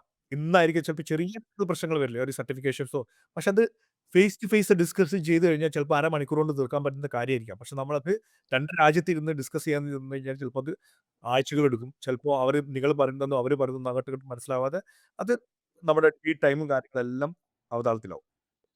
ഓക്കെ. രണ്ടാമത്തെ ചോദ്യം നിങ്ങൾ ചോദിച്ചത് ലീഡ് ടൈം ലീഡ് ടൈം എന്ന് പറഞ്ഞു കഴിഞ്ഞാൽ പ്രോഡക്റ്റ് ടു പ്രോഡക്റ്റ് ഡിഫറെന്റ് ആണ്. അത് ഒഇഎം ആണോ ഒഡിഎം എന്നാണ് അനുസരിച്ചിരിക്കും. അതായത് നമ്മൾ ഓൾറെഡി ഉണ്ടാക്കി വെച്ചിട്ടുള്ള പ്രോഡക്റ്റിൽ വരുത്തുന്ന മാറ്റങ്ങൾ പല സോഫ്റ്റ്വെയർ മാറ്റങ്ങളുണ്ട്. നോർമലി ഒരു ലീഡ് ടൈം നമുക്ക് 45 ഡേയ്സ് എന്ന് പറയാം. പക്ഷേ ഒരു ഓഡിയം പ്രൊജക്റ്റ് ആണെന്നുണ്ടെങ്കിൽ ഒരു സ്ക്രാച്ച്ന്ന് തുടങ്ങി സോഫ്റ്റ്വെയർ ആൽഗോരിതം ഉണ്ടാക്കി വരുന്ന ഒരു പ്രൊജക്റ്റ് ആണെന്നുണ്ടെങ്കിൽ അത് 6 ടു 9 മന്ത് എടുക്കാം. കാരണം മോൾഡ് ഓപ്പൺ ചെയ്യണം, മോൾഡ് ഡിസൈൻ ചെയ്യണം, അതിനെ വെരിഫൈ ചെയ്യണം, സോഫ്റ്റ്വെയർ ഉണ്ടാക്കണം, അതിന് ഡീബഗ് ചെയ്യണം. അങ്ങനെ ഒരുപാട് പ്രോസസ്സ് ഉണ്ട്. ഇതെല്ലാം കഴിഞ്ഞ് വരുമ്പോൾ ചിലപ്പോൾ 6 ടു 9 മന്ത് ഞങ്ങളുടെ ഇതിലാണെന്നുണ്ടെങ്കിൽ പോലും നമ്മുടെ ഇൻസ്പയറിലാണെങ്കിൽ പോലും ഒരു വാച്ച് നമ്മൾ സ്ക്രാച്ച്ന്ന് ഉണ്ടാക്കി ഒരു ഓഡിയോ പ്രൊജക്റ്റ് ഉണ്ടാക്കി വരുമ്പോൾ തന്നെ അത് വലിയ ബ്രാൻഡുകൾക്കാണെന്നുണ്ടെങ്കിൽ ഒരു 9 മന്ത് എടുക്കും. അത് ഓഡിയം അല്ലാത്ത നോർമൽ പ്രോഡക്റ്റ് ആണെന്നുണ്ടെന്നുണ്ടെങ്കിൽ ഒരു അത് ബ്രാൻഡ് ടു ബ്രാൻഡ് അവരുടെ റിക്വയർമെന്റ് പ്രത്യേകിച്ച് സോഫ്റ്റ്വെയർ റിക്വയർമെന്റ് അനുസരിച്ചിരിക്കും. ഒരു മിനിമം 3 മന്ത് ഒക്കെ എടുക്കും. ഇനി അതല്ല സിമ്പിളായിട്ട് ഉള്ള സ്റ്റോക്ക് എടുത്ത് പോവാണെന്നുണ്ടെങ്കിൽ നമുക്കൊരു ലീഡ് ടൈം ചിലപ്പോൾ ഓൾറെഡി പ്രൊഡ്യൂസ് ചെയ്ത പ്രോഡക്റ്റ് ആണെന്നുണ്ടെങ്കിൽ നമുക്കൊരു 15 ഡേയ്സിൽ നമുക്ക് സാധനം കൊടുക്കാൻ പറ്റും. ഓക്കെ. ഇനി ഒരു ചോദ്യം കൂടെ ഉണ്ടായിരുന്നു. ഞാൻ എങ്ങനെയാണ് ഒരു സീരിയസ് ബയർ ആണെന്നുള്ളത് നമ്മുടെ കാൻഡൻ ഫെയറിലൊക്കെ പോകുന്ന സമയത്ത് ആ എക്സിബിഷനിൽ ഷോ ഓഫ് ചെയ്യാം? ഒരു സീരിയസ് ബയർ എന്ന് പറഞ്ഞു കഴിഞ്ഞാൽ ഒന്നാമത്തേത് നമ്മുടെ പ്രൊഫൈൽ എന്താണെന്ന് അവരെ മനസ്സിലാക്കി കൊടുക്കുക എന്നുള്ളതാണ്. അത് നമ്മുടെ കമ്പനി പ്രൊഫൈൽ ആവാം, നമ്മുടെ നെയിം കാർഡ് ആവാം, പല രീതികളിൽ നമ്മുടെ പ്രൊഫൈൽ എന്താണെന്ന് അവർക്ക് മനസ്സിലാക്കി കൊടുക്കണം. രണ്ടാം നമ്മൾ എന്താണ് ചെയ്യുന്നത് എന്നുള്ളത് വളരെ വ്യക്തമായിട്ട് അവരോട് പറഞ്ഞു കൊടുക്കണം. പിന്നെ മൂന്നാമത്തെ ഏറ്റവും വലിയ പ്രധാനപ്പെട്ട ഒരു കാര്യമാണ് പ്രോഡക്റ്റ് നോളജ്. ഈ പ്രോഡക്റ്റ് നോളജ് ഇല്ലാതെ നമ്മളായിട്ട് സംസാരിക്കുമ്പോൾ അവർ തിരിച്ചെന്തെങ്കിലും കൊണ്ട് ചോദിക്കുമ്പോൾ നമ്മൾ അതിന് മറുപടി കൊടുക്കാതിരിക്കുമ്പോൾ അവർ വിചാരിക്കും നിങ്ങളൊരു ടൈം പാസിന് അല്ലെങ്കിൽ ഒരു എക്സൈറ്റ്മെന്റിന്റെ പുറത്ത് സാധനങ്ങൾ വാങ്ങിക്കാൻ വന്ന ഒരാളായിരിക്കാം, അല്ലെങ്കിൽ ഒരു സാമ്പിൾ മാത്രം വാങ്ങിക്കാൻ വന്ന ഒരാളായിരിക്കാം എന്നുള്ള രീതിയിൽ അവർ ചിലപ്പോൾ കയറില്ല. പക്ഷെ നിങ്ങൾ പൊട്ടൻഷ്യൽ ബയർ ആയിരിക്കാം. അപ്പോൾ ഇങ്ങനെയുള്ള കാര്യങ്ങൾ പ്രിപ്പയർ ചെയ്ത് പോവുക. പ്രത്യേകിച്ച് നമ്മുടെ സ്പെസിഫൈ ചെയ്തിട്ട് ആ പ്രോഡക്റ്റിനെ പറ്റി ചോദിക്കുമ്പോൾ സ്പെസിഫൈ ചെയ്തിട്ട് ആ പ്രോഡക്റ്റിൽ ഞാൻ മാസ്റ്റർ ആണെന്നുള്ള രീതിയിൽ സംസാരിച്ചു കഴിഞ്ഞാൽ അവർക്ക് മനസ്സിലാവും. പിന്നെ പ്രൈസ് നമുക്ക് ഡിസ്കസ് ചെയ്യാം. ആദ്യം തന്നെ ഒരു പ്രൈസ് കൺസേൺ കൊടുത്തു കഴിഞ്ഞാൽ അവർക്ക് എൻ്റെ കഴിഞ്ഞ പോഡ്കാസ്റ്റിൽ പറഞ്ഞ പോലെ അവർ പറയും ഇത് നിങ്ങൾക്ക് അഫോർഡബിൾ ചെയ്യാൻ പറ്റും, നിങ്ങൾ ഇന്ത്യയിൽ നിന്നാണോ, നിങ്ങൾക്ക് അഫോർഡബിൾ ചെയ്യാൻ പറ്റുന്ന പ്രോഡക്റ്റ് അല്ല, നിങ്ങൾ അവിടെ ഒരു സ്റ്റോൾ ഉണ്ട് അങ്ങോട്ട് പൊക്കുമെന്ന് പറയും. അങ്ങനെ ഒരു സാഹചര്യം കൊടുക്കുന്നതിന് പകരം നമ്മൾ പ്രൈസ് നമുക്ക് we have lot of time, നമ്മൾ തുടങ്ങിയിട്ടേ ഉള്ളൂ. അപ്പോൾ നമ്മൾ അവിടെ ഒരു പ്രൈസ് കൺസേൺ കൊടുക്കുന്നതിന് പകരം പ്രൈസ് ചോദിക്കാം, മനസ്സിലാക്കാം, ഒരു സിമ്പിൾ ടോക്കൊക്കെ കഴിഞ്ഞിട്ട് ആ പ്രോഡക്റ്റിൽ നിങ്ങൾ ശരിക്കും ഇൻട്രസ്റ്റഡ് ആണെന്നുണ്ടെങ്കിൽ യു ക്യാൻ ടോക്ക് ഫർദർ. ആ സമയത്ത് വേണമെന്നുണ്ടെങ്കിൽ നമുക്ക് നമ്മുടെ ഒരു സ്ട്രെങ്ത്തും നമ്മുടെ ഒരു ഡിസ്ട്രിബ്യൂഷൻ ചാനൽസും നമ്മുടെ ഒരു കമ്പനി പ്രൊഫൈലൊക്കെ വെച്ചിട്ട് നമുക്ക് നല്ല രീതിയിലുള്ള പ്രൈസ് നമുക്ക് വാങ്ങിച്ചെടുക്കാൻ കഴിയും. ആദ്യം തന്നെ പ്രൈസ് ഡിസ്കസ് ചെയ്യാൻ നിന്ന് കഴിഞ്ഞാൽ പ്രത്യേകിച്ച് ഇന്ത്യൻസ് ഒക്കെ ആകുമ്പോൾ അവർ വിചാരിക്കും നമുക്ക് ഇത് വാങ്ങിക്കാൻ കഴിയില്ല, ഇന്ത്യക്കാർ പ്രൈസ് മാത്രം ഡിസ്കസ് ചെയ്യണം, അവർക്ക് ക്വാളിറ്റിയും വേണ്ട ഒന്നും വേണ്ട എന്ന് ചിന്തിക്കുന്ന കുറേ ഫാക്ടറിക്കാരുണ്ട് ഇവിടെ. അല്ലെ, കഴിഞ്ഞ തവണ എനിക്ക് ഇതിങ്ങനെ പറഞ്ഞ സമയത്ത് ഒരു പെട്ടെന്ന് ഓർമ്മ വന്നതാണേ. നമ്മൾ കഴിഞ്ഞ തവണ ഒരു ബാഡ്ജ് കൊടുത്തിരുന്നല്ലോ. അതിൽ VIP എന്ന് എഴുതിയിട്ടുണ്ടായിരുന്നല്ലോ. അപ്പോ ഇവര് പല സ്റ്റോളിലും പോകുന്ന സമയത്ത് ഭയങ്കര റെസ്പെക്ട് കിട്ടിയെന്ന് പറഞ്ഞു. കാരണം ബാഡ്ജിൽ VIP ഉണ്ട്. അത് നമ്മൾ അടിച്ചിറക്കിയതാണോ അതോ വേറെ ആരെങ്കിലും കൊടുത്താണോ എന്ന് ഇവർക്ക് അറിയില്ലല്ലോ. അപ്പൊ ഭയങ്കര റെസ്പെക്ട് കിട്ടിയിരുന്നു. അത് നിങ്ങളീ നേരത്തെ പറഞ്ഞല്ലോ, പ്രൊഫഷണൽ ഐഡന്റിറ്റി അവർക്ക് കാണിച്ചു കൊടുത്തു കഴിഞ്ഞാൽ അതിന്റെ ഒരു അഡ്വാൻറ്റേജ്. എനിക്ക് തോന്നുന്നു 2 രീതിയിൽ വരും. ഒന്ന്, നമുക്ക് നോളേജ് ഉള്ള പ്രൊഡക്റ്റുകളെ അല്ലെങ്കിൽ അത്തരം സ്റ്റോളുകളിലേക്ക് പോവുക. അതാണ് നേരത്തെ പറഞ്ഞ പോലെ നമുക്ക് അറിയുന്ന മേഖലകളിൽ പോയിട്ട് ചോദിക്കുക. അതൊരു ഇമ്പോർട്ടന്റ് ഭാഗമാണെന്ന് തോന്നുന്നു. അതുപോലെ തന്നെ ഈ പ്രൊഫഷണൽ ബിസിനസ് കാർഡും മറ്റുമൊക്കെ കയ്യിലുണ്ടെങ്കിൽ കരുതുക എന്ന് പറഞ്ഞ കാര്യം. അപ്പോൾ ഇനി അടുത്ത് ഞാൻ ചോദിക്കണ ഭാഗം എന്താ വെച്ചാല്, ഓക്കെ, പ്രൊഡക്റ്റ് ഒക്കെ ഐഡന്റിഫൈ ചെയ്തു, ലീഡ് ടൈം കാര്യങ്ങളൊക്കെ ഓക്കെയാണ്, പേയ്മെന്റ് ചെയ്തു, എല്ലാം ചെയ്തു. ഇനി ഷിപ്പിംഗ് റിലേറ്റഡ് ആണല്ലോ. ഇപ്പോൾ ജനറലി 2 മോഡ് ഓഫ് ഷിപ്പിംഗ് ഉണ്ടെന്ന് അറിയാം. ഫ്രൈറ്റ്, ലൈക്ക് സീ ഫ്രൈറ്റ് ആണെങ്കിലും അല്ലെങ്കിൽ എയർ ഫ്രൈറ്റ് ആണെന്നുണ്ടെങ്കിലും ആ ഒരു ഓപ്ഷൻസ്. അതുപോലെ ഇപ്പൊ പറയുന്ന ഒരു സാധനമാണല്ലോ ഫുൾ കണ്ടെയ്നർ, അല്ലെങ്കിൽ എന്താ പറയാ, ഫുൾ കണ്ടെയ്നർ വേണ്ട, ചെറിയ പോർഷൻ ആണെന്നുണ്ടെങ്കിലും ചെയ്യാൻ പറ്റും എന്നൊക്കെ പറയുന്നത്. ഇതൊക്കെ തമ്മിലുള്ള ഒരു ഡിഫറൻസും ഏതിനാണ് പ്രയോറിറ്റി കൂടുതൽ, ഇങ്ങനത്തെ കാര്യങ്ങൾ ഒന്ന് പറഞ്ഞു തരുമോ? ഇതിലേക്ക് പോകുന്നതിന് മുമ്പ് ആ സീരിയസ് ബയറിൽ ഒരു കാര്യം കൂടി ഞാൻ പറയാം. ഇപ്പോൾ ചിലപ്പം ഒരു ബ്രാൻഡ് ക്രിയേറ്റ് ചെയ്ത് വരുന്ന ആൾക്കാരായിരിക്കാം, അല്ലെങ്കിൽ ക്രിയേറ്റ് ചെയ്യാൻ ആഗ്രഹിച്ചു വരുന്ന ആൾക്കാരായിരിക്കാം, അല്ലെങ്കിൽ എന്തെങ്കിലും പക്ഷെ അദ്ദേഹത്തിന് ചിലപ്പോൾ പ്രോഡക്റ്റ് നോളജ് ഉണ്ടാവണമെന്നില്ല. അങ്ങനത്തെ സാഹചര്യങ്ങളാണ് നമ്മളെ പോലത്തെ ആൾക്കാരെ നിങ്ങൾക്ക് യൂസ് ചെയ്യാം. നമ്മുടെ അസിസ്റ്റൻസ് നിങ്ങൾക്ക് സീക്ക് ചെയ്യാം. നമ്മൾ വന്നിട്ട് അവിടെ പറഞ്ഞ് അവരെ ബോധ്യപ്പെടുത്തുന്നതാണ് ഈ പ്രോഡക്റ്റിന്റെ അല്ലെങ്കിൽ ഈ ബിസിനസ്സിന്റെ സാധ്യതകൾ എന്തൊക്കെ എന്നുള്ളത്. അതിനാണ് നിങ്ങൾ നമ്മളെ പോലത്തെ ആൾക്കാരെ യൂസ് ചെയ്യേണ്ടതും. അല്ലെങ്കിൽ ഈ ട്രിപ്പിൽ വരുമ്പോൾ നമ്മളെ പോലത്തെ ഇതിൽ നിങ്ങളുടെ കൂടെ തന്നെ ഒരു ഒരു 8-10 പേര് ഫുൾ ടൈം ഉണ്ടായിരിക്കും. പ്രോഡക്റ്റ് നോളജ് ഷെയർ ചെയ്യാനും ഹെൽപ്പ് ചെയ്യാനും. അതെ. യെസ്, അടിപൊളി. ഷിപ്മെന്റിലേക്ക് വരുമ്പോൾ നമ്മൾ എപ്പോഴും അത് CBM 1 CBM 2 CBM എന്ന് പറഞ്ഞിട്ട് അങ്ങനെ എടുക്കുന്ന ആൾക്കാരുണ്ട്. അതായത് പല പ്രോഡക്റ്റുകൾ എടുത്തിട്ട് ഫുൾ കണ്ടെയ്നർ കൊണ്ടുപോകുന്ന ആൾക്കാരുണ്ട്. അതുപോലെ പാർഷ്യലായിട്ട് കുറച്ച് സാധനങ്ങൾ കൊണ്ടുപോകുന്ന ആൾക്കാരുണ്ട്. പക്ഷെ നമ്മളൊരു ലോങ് ടൈം ബിസിനസ്സിലേക്ക് നല്ലൊരു പ്രോഫിറ്റ് ഒക്കെ ക്രിയേറ്റ് ചെയ്യാൻ എല്ലാവർക്കും പറ്റണമെന്നില്ല ഫുൾ കണ്ടെയ്നർ എടുക്കാൻ. പക്ഷെ ഏറ്റവും എൻ്റെ ഒരു സജഷൻ പറഞ്ഞു കഴിഞ്ഞാൽ എപ്പോഴും ഒരു പ്രോഡക്റ്റ് അല്ലെങ്കിലും മൾട്ടിപ്പിൾ പ്രോഡക്റ്റ് ആണെങ്കിൽ പോലും നമ്മൾ എപ്പോഴും ഒരു കണ്ടെയ്നർ എടുക്കുമ്പോൾ നമുക്ക് കുറച്ചും കൂടി കോസ്റ്റ് എഫക്റ്റീവ് ആവും. കാരണം ഒരു കണ്ടെയ്നർ എന്ന് പറഞ്ഞു കഴിഞ്ഞാൽ അതിൽ നമ്മുടെ സാധനങ്ങൾ ഉണ്ടാകുമ്പോൾ ഒരു എൻ്റയർ കണ്ടെയ്നർ എടുക്കുമ്പോൾ പ്രൈസിൽ എപ്പോഴും നമുക്കൊരു അഡ്വാൻറ്റേജ് ഉണ്ടാവും. അതിൽ നമുക്ക് ഒരുപാട് സാധനങ്ങൾ അതേ സ്ഥാനത്ത് നമ്മൾ പാർഷ്യലായിട്ട് മറ്റുള്ള പ്രോഡക്റ്റ് കൊണ്ടുപോകുന്ന അതിൻ്റെ കൂടെ നമ്മൾ പാർഷ്യലായിട്ട് കുറച്ച് ഏരിയകൾ ഒരു 2-3 CBM എടുത്തിട്ട് കൊണ്ടുപോകുമ്പോൾ അഫ്കോഴ്സ് പ്രൈസ് കുറവായിരിക്കും. പക്ഷെ ഓവറോൾ നമ്മൾ കാൽക്കുലേറ്റ് ചെയ്യുന്ന സമയത്ത് നമുക്കൊരു ബെനിഫിഷ്യൽ ആയിട്ട് തോന്നില്ല. ഡാമേജിന് ചാൻസ് കൂടുതലാണ് അല്ലേ? ലൈക്ക് ഒരുപാട് പ്രൊഡക്റ്റുകൾ ഒപ്പം ക്യാരി ചെയ്യുമ്പോൾ മൾട്ടിപ്പിൾ ടൈംസ് ഓപ്പണിങ്ങും ക്ലോസിംഗും ഒക്കെ ഉണ്ടാവുമല്ലോ. അപ്പൊ ആ ഷിപ്മെന്റിൽ ഡാമേജിനൊക്കെ ഉള്ള പോസിബിലിറ്റി ഞാൻ അങ്ങനെ ഒരു തരത്ത് വായിക്കണ്ടായി. ഡാമേജിനുള്ള പോസിബിലിറ്റീസ് വളരെ കുറവാണ്. കാരണം വെച്ചാൽ എക്സ്പീരിയൻസ്ഡ് ആയിട്ടുള്ള ഷിപ്പിംഗ് ഏജൻസിയും, ഷിപ്പിംഗ് പാർട്ട്ണറും നമ്മുടെ കൂടെ ഉണ്ടെന്നുണ്ടെങ്കിൽ എന്ത് തരം പ്രോഡക്റ്റ് ആണെന്നുണ്ടെങ്കിലും അതിനുള്ള ഡാമേജ് വളരെ കുറവാണ്. ഇൻ കേസ് നമുക്ക് അങ്ങനത്തെ ഒരു വറി ഉണ്ടെന്നുണ്ടെങ്കിൽ നമുക്ക് ഇൻഷുറൻസ് വാങ്ങിക്കാം. Okay, okay. അടിപൊളി. ഇൻഷുറും ചെയ്യാൻ പറ്റും. ഇൻഷുർ അപ്പൊ ചെയ്യാം. ഏത് ബേസിക്കലി ഇനി എയർ ആണോ, സീ ആണോ നല്ലതെന്നുള്ളത് കോസ്റ്റ് അഡ്വാൻറ്റേജ് ആയിരിക്കും ല്ലേ? നമ്മള് ധൃതി ഇല്ലാന്നുണ്ടെന്നുണ്ടെങ്കിൽ എൻ്റെ ഒരു സജഷൻ എപ്പോഴും ബൈ സീ ആയിരിക്കും. കാരണം വെച്ചാൽ സീല് കൊടുക്കുന്ന പൈസയുടെ 10 ഇരട്ടിയോ അല്ലെങ്കിൽ ഒരു 5 10 ഇരട്ടിയായിരിക്കും ബൈ എയർ കൊടുക്കേണ്ടത്. കാരണം വെച്ച് കഴിഞ്ഞാൽ എയർ ആകുമ്പോൾ ഒരു 3 to 5 ഡേയ്സിൽ നമ്മുടെ നാട്ടിലെത്തും, സാധനം എത്തും. ബൈ സീ ആകുമ്പോൾ ഇന്ത്യയിലൊക്കെ ആണെങ്കിൽ ചിലപ്പോൾ 25 ഡേയ്സ് 26th ഡേ എടുക്കാം. ചിലപ്പോൾ അത് ഡിലേ ആവാം, ചിലപ്പോൾ അതിന് നേരത്തെ എത്താം. ഉം. അപ്പൊ ഇനി ഓക്കെ. ലൈക്ക് അതിന്റെ ഒരു ലാസ്റ്റ് ലെഗ് ഓഫ് അവർ ചോദ്യങ്ങള്. എന്താന്ന് വെച്ചാല് ഇന്ത്യയിലേക്ക് നിങ്ങള് ഒരു ഇന്ത്യക്കാരനും കൂടെ ആയതുകൊണ്ട്, ഇപ്പോഴും ഇന്ത്യൻ പാസ്പോർട്ട് ഉള്ള ഇന്ത്യക്കാരനായതുകൊണ്ട് എനിക്ക് അറിയേണ്ട ഒരു ഭാഗം എന്താന്ന് വെച്ചാല്, ഇന്ത്യയിലേക്ക് ഇമ്പോർട്ട് ചെയ്യുന്ന ഒരാള് ശ്രദ്ധിക്കേണ്ടുന്ന കാര്യങ്ങൾ എന്തൊക്കെയാണ്? ഇപ്പൊ നേരത്തെ നമ്മള് ആ കാര്യം ജസ്റ്റ് ഒന്ന് മെൻഷൻ ചെയ്തു പോയി. ഇപ്പൊ എഫ്ഒബി എടുത്തു കഴിഞ്ഞാല് ഷിപ്പിംഗ് വരെയുള്ള കാര്യങ്ങൾ അറിയും. പിന്നെ ഷിപ്പിംഗ്, പിന്നെ ഇന്ത്യയിലെ കസ്റ്റംസ് ക്ലിയറൻസ് അതൊക്കെ അതിന്റെ ഭാഗമായിട്ട് വരുമെന്ന് പറഞ്ഞു. അപ്പൊ ഇന്ത്യയിലേക്ക് ഷിപ്പ് ചെയ്യുന്ന ഒരാളെ സംബന്ധിച്ചിടത്തോളം അയാൾ ടേക്ക് കെയർ ചെയ്യേണ്ട കാര്യങ്ങൾ എന്തൊക്കെയാണ്? ഇപ്പൊ ഞാൻ ഇങ്ങനെ കേട്ടിട്ടുണ്ട്, ആന്റി ഡംപിംഗ് ഡ്യൂട്ടി ഉണ്ടാവും. അതുപോലെ HSN കോഡ് അനുസരിച്ചിട്ടാണ് ഈ ടാക്സ് ഐറ്റംസ് കാര്യങ്ങളൊക്കെ. അപ്പോ ഇതിനെ കുറിച്ചിട്ട് നിങ്ങളൊന്ന് ബ്രീഫ് ചെയ്ത് തരുമോ? ഏറ്റവും പ്രധാനപ്പെട്ട ഘടകം ഈ പ്രോഡക്റ്റ് നമ്മുടെ നാട്ടിലേക്ക് ഇറക്കാൻ എന്തെങ്കിലും റെസ്ട്രിക്ഷൻസ് ഉണ്ടോ എന്ന് നോക്കുക എന്നുള്ളതാണ്. Point number 1. പോയിന്റ് നമ്പർ 2, നമ്മുടെ രാജ്യത്തേക്ക് സാധനങ്ങൾ ഇറക്കുമ്പോൾ ഒരുപാട് പ്രോഡക്റ്റുകൾക്ക് BIS സർട്ടിഫിക്കറ്റ് വളരെ നിർബന്ധമാണ്, മാൻഡേറ്ററി ആണ്. അപ്പോൾ ആ പ്രോഡക്റ്റ് നമുക്ക് എടുക്കാൻ കഴിയുമോ, ആ പ്രോഡക്റ്റ് എടുക്കാനുള്ള സർട്ടിഫിക്കേഷൻസും അല്ലെങ്കിൽ മറ്റ് സാഹചര്യങ്ങളും നമ്മുടെ കൂടെ ഉണ്ടോ എന്നുള്ളത് നോക്കുക എന്നുള്ളത്. ഈ BIS സർട്ടിഫിക്കറ്റ് എടുക്കണമെന്നുണ്ടെങ്കിൽ ചൈനയിലെ ഫാക്ടറി ആണ് സപ്പോർട്ട് ചെയ്യേണ്ടത്. ഈ 2 കാര്യങ്ങളാണ് ഏറ്റവും പ്രധാനം. ഈ 2 കാര്യത്തിൽ ഏതെങ്കിലും ഒന്ന് മിസ്സായി കഴിഞ്ഞാൽ നമ്മൾ സാധനം കൊണ്ടുപോയി കഴിഞ്ഞാൽ നമ്മുടെ പ്രോഡക്റ്റ് അവിടെ പോർട്ടിൽ സ്റ്റക്കായി കിടക്കും. അപ്പോൾ അവിടെ റിലീസ് ചെയ്യാൻ കഴിയില്ല. ഈ 2 കാര്യങ്ങൾ മാത്രം നോക്കിയാൽ മതി. വേറെ പ്രത്യേകിച്ച് ഷിപ്പിങ്ങോ, ഇനി ഷിപ്പിങ്ങിനെ പറ്റി ഒന്നും അറിയില്ലെങ്കിലും അതിന് ഷിപ്പിംഗ് ആയിട്ടുള്ള തേർഡ് പാർട്ടി ഏജൻസികൾ ഇഷ്ടംപോലെ ഉണ്ട്. നല്ല പ്രൊഫഷണൽ ആയിട്ടുള്ള ആൾക്കാരുണ്ട്. അവരെ അപ്രോച്ച് ചെയ്ത് കഴിഞ്ഞാൽ അവർ എല്ലാ കാര്യങ്ങളും പറഞ്ഞുതരും. ഓക്കെ. അപ്പൊ ഇന്ത്യയിലേക്ക് കൊണ്ടുവരിക എന്ന് പറയുന്നത് നമുക്ക് സ്വന്തം കോഡ് വേണം നിർബന്ധമില്ല. അല്ല, നമുക്ക് നമുക്ക് ഐ ഇതിലുള്ള ഒരു ഒരു ഒരു കാര്യം കൂടി ഞാൻ പറഞ്ഞുതരാം. അതായത് പല ആൾക്കാരും ചെയ്യുന്ന ഒരു തെറ്റ്, ഒരു മിസ്റ്റേക്ക് അവർ അറിയാത്തത് കൊണ്ട് സംഭവിക്കുന്നതാണ്. അതായത് ചില ആൾക്കാര് കോഡ് ഉണ്ടാവും, ചില ആൾക്കാർക്ക് കോഡ് ഉണ്ടാവില്ല. കോഡ് ഉണ്ടെങ്കിൽ ചില ആൾക്കാർ എന്ത് ചെയ്യും, അവരുടെ കമ്പനിയിൽ നിന്ന് നേരെ പൈസ ഇങ്ങോട്ട് ചൈനയിലെ കമ്പനിയിലേക്ക് അയച്ചുകൊടുക്കും. Company to company, very perfect. പക്ഷെ അവർ സാധനം ഇമ്പോർട്ട് ചെയ്യുന്ന സമയത്ത് അവരെന്ത് ചെയ്യും, അവർ തേർഡ് പാർട്ടി ഏജൻസി. അപ്പോൾ അവരെന്ത് ചെയ്യും, ആ ഏജൻസി ചിലപ്പോൾ അത് ഡോർ ടു ഡോർ ആയിട്ടോ അല്ലെങ്കിൽ വേറെ ഏതെങ്കിലും രീതിയിൽ അവർക്ക് സാധനം ഇറക്കി കൊടുക്കുമ്പോൾ ഈ കാശ് അയച്ചു തന്ന കമ്പനിക്ക് ബിൽ ഓഫ് ലാഡിംഗ് എന്ന് പറഞ്ഞൊരു സാധനം കിട്ടണം. എങ്കിൽ മാത്രമേ ആ ട്രാൻസാക്ഷൻ കംപ്ലീറ്റ് ആയിട്ട് ക്ലോസ് ആവൂ. അപ്പോൾ അവിടുന്ന് ഇങ്ങോട്ട് കാശ് വന്നും ചെയ്തു. ഇവര് തേർഡ് പാർട്ടീനെ ഉപയോഗിച്ച് അവരുടെ വേറെ ഒരാളുടെ കോഡിൽ സാധനം ഇറക്കുമ്പോൾ നിങ്ങളുടെ കമ്പനിയുടെ അണ്ടറിൽ, നിങ്ങളുടെ കമ്പനിയുടെ പേരിൽ ഈ സാധനം വന്നതിന് ഒരു തെളിവുണ്ടാവില്ല. ഇത് പല ആൾക്കാരും ചെയ്യുന്ന ഒരു മിസ്റ്റേക്കാണ്. അവര് മനഃപൂർവ്വം ചെയ്യുന്നതല്ല, അറിയാത്തത് കൊണ്ട് സംഭവിക്കുന്നത്. അങ്ങനെ വരുമ്പോൾ നിങ്ങൾ ക്യാഷ് ഇവിടുന്ന് പുറത്തേക്ക് അയച്ചു. അതിനുള്ള പ്രോഡക്റ്റ് നിങ്ങളുടെ കമ്പനിയുടെ പേരിൽ ഇവിടെ ഒരു കസ്റ്റംസിൽ റെക്കോർഡഡ് ആയിട്ടുണ്ടാവില്ല. അതുകൊണ്ട് നിങ്ങൾക്ക് ഒരുപാട് പ്രശ്നങ്ങളുണ്ടാവും.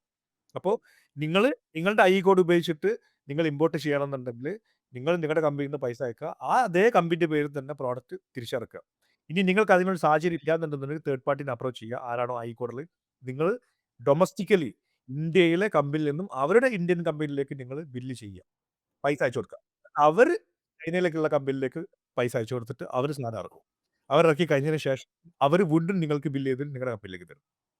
ഇതാകുമ്പോൾ നമ്മുടെ ഫിനാൻഷ്യൽ ടെക്നിക്കൽ പ്രോബ്ലംസ് നമുക്ക് സോൾവ് ചെയ്യാൻ കഴിയും. ഓക്കെ. അപ്പൊ ഇനി എനിക്ക് എന്റെ ഫൈനൽ ചോദ്യം ഇതുമായി ബന്ധപ്പെട്ടിട്ടുള്ളത്, ഇപ്പൊ കാൻഡൻ ഫെയറിന് വരികയാണല്ലോ. ഒറ്റ കാൻഡൻ ഫെയറിന് വന്നതുകൊണ്ട് തന്നെ ഒറ്റയടിക്ക് നമ്മൾ പ്രൊഡക്റ്റോ കാര്യങ്ങളൊന്നും ഐഡന്റിഫൈ ചെയ്തോളണമെന്നില്ല. അപ്പൊ ഈ സാമ്പിൾ മെറ്റീരിയലുകളൊക്കെ നമുക്ക് കയ്യിൽ ക്യാരി ചെയ്യുന്നത് എന്തെങ്കിലും പ്രശ്നമുണ്ടോ? ഫ്ലൈറ്റിൽ യാത്ര ചെയ്യുന്ന സമയത്ത് അതെന്തെങ്കിലും പ്രശ്നമുണ്ടോ? അതല്ല നമ്മൾ എന്തെങ്കിലും പ്രിക്കോഷൻസ് എടുക്കേണ്ടതുണ്ടോ? അതല്ലെങ്കിൽ എന്തെങ്കിലും ഡിക്ലറേഷൻ കൊടുത്താൽ മതിയോ? ബേസിക്കലി ഓക്കെ, ഒരു 10 പ്രൊഡക്റ്റ് ബാഗിലിട്ട് കൊണ്ടുവന്ന് അത് ഇവിടെ വിൽക്കാൻ പറ്റുമോ? ഇങ്ങനത്തെ ഒരു ക്ലാരിറ്റി തരും. സാമ്പിൾ എന്ന് പറഞ്ഞു കഴിഞ്ഞാൽ നമ്മുടെ രാജ്യത്ത് ഓരോ രാജ്യത്തിനും അതിൻ്റെതായിട്ടുള്ള റൂൾസ് ആൻഡ് റെഗുലേഷൻസ് ഉണ്ട്. കസ്റ്റംസ് റൂൾസ് ആൻഡ് റെഗുലേഷൻസ് ഉണ്ട്. ഇപ്പോൾ സാമ്പിൾ ഇവിടുന്ന് കൊണ്ടുപോകുമ്പോൾ 2, 3 കാര്യങ്ങൾക്കാണ്. ഒന്ന്, നമുക്ക് BIS സർട്ടിഫിക്കറ്റ് എടുക്കണം. അപ്പോൾ നമ്മൾ സാമ്പിൾ കൊണ്ടുപോകണം. അതിന് ഇവിടുന്ന് ഡിക്ലറേഷൻ വാങ്ങിച്ചത് സാമ്പിളാണെന്ന് കാണിക്കുകയും ഇവിടെ ആ സാമ്പിളിൽ അടച്ചിട്ടുള്ള അതിൻ്റെ ഇൻവോയ്സ് കയ്യിൽ വെക്കുകയും ചെയ്തിട്ട് നമുക്ക് കസ്റ്റംസിൽ കാണിക്കാം. പിന്നെ എൻ്റെ ഒരു സജഷൻസ്, സാമ്പിൾ വാങ്ങിച്ച് കൊണ്ടുപോയിട്ട് അവിടെ കൊണ്ടുപോയിട്ട് അത് നമ്മൾ സാമ്പിളാന്ന് പറഞ്ഞ് അവിടെ കൊണ്ടുപോയി എന്നിട്ട് അത് മറ്റു രീതിയിൽ വിൽക്കുകയും ചെയ്യുന്നത് തെറ്റായ ഒരു പ്രവണതയാണ്. അതിലേക്ക് പോവാതെ നമ്മൾ നേരായ വഴിക്ക് പോയിട്ട് BIS സർട്ടിഫിക്കേഷൻസ് ഒരു റീസണാണ്. രണ്ടാമത്തത് നമുക്ക് പ്രോഡക്റ്റ് അവിടെ കൊണ്ടുപോയി ചിലപ്പോൾ ടെസ്റ്റ് ചെയ്യേണ്ടി വരും. അപ്പോൾ നിങ്ങൾ ആ പ്രോഡക്റ്റ് വാങ്ങിക്കാൻ എത്രയാണോ പൈസ മുടക്കിയത് അതിൻ്റെ പ്രോപ്പറായിട്ടുള്ള ഇൻവോയ്സ് കയ്യിൽ വെക്കുക. രണ്ടാമത് ആ പ്രോഡക്റ്റ് എന്തിനാണോ കൊണ്ടുപോകുന്നുള്ള ഒരു എക്സ്പ്ലനേഷനും കയ്യിൽ വെക്കുക. എന്നിട്ട് അവിടെ ചെന്ന് കഴിഞ്ഞാൽ കസ്റ്റംസ് ആയിരിക്കും ബാക്കി കാര്യങ്ങൾ തീരുമാനിക്കുന്നത്. അവർക്ക് തോന്നുന്നതാണ് നിങ്ങൾ ജെന്യൂൻ ആണ്. കസ്റ്റംസ് കുറച്ച് പ്രോഡക്റ്റേ ഉള്ളൂ. ഒരു 4, 5, 10 പ്രോഡക്റ്റേ ഉള്ളൂ. അത് BISന് വേണ്ടിയുള്ളതാന്ന് അവർക്ക് ജെന്യൂൻ ആയിട്ട് അവർക്ക് തോന്നുകയാണെങ്കിൽ ചിലപ്പോൾ അവർ മറ്റു കാര്യങ്ങളൊന്നും ചെയ്യില്ല. പക്ഷെ അവർക്ക് തോന്നുന്നത് ഇത് അങ്ങനെയല്ല. ഇത് ചിലപ്പോൾ നിങ്ങൾക്ക് അഡീഷണൽ പ്രൂവ് ചെയ്യാനുള്ള ഡോക്യുമെന്റ്സ് ഒന്നും ഇല്ല. അല്ലെങ്കിൽ മറ്റു കാര്യങ്ങളൊന്നുമില്ല. നിങ്ങൾക്കൊരു കമ്പനി ഇല്ല. നിങ്ങൾക്കൊരു ഡയറക്ഷൻ ഇല്ല. പക്ഷെ നിങ്ങൾ പറയണത് ഇന്ന കാര്യങ്ങൾക്ക് അത് നിങ്ങൾ പ്രൂവ് ചെയ്യാൻ പറ്റുന്നില്ല എന്നുണ്ടെങ്കിൽ തീർച്ചയായിട്ടും അതാത് രാജ്യത്തിൻ്റെ നിയമപരമനുസരിച്ചിട്ടുള്ള ഡ്യൂട്ടിയും കാര്യങ്ങളും അടയ്ക്കേണ്ടി വരും.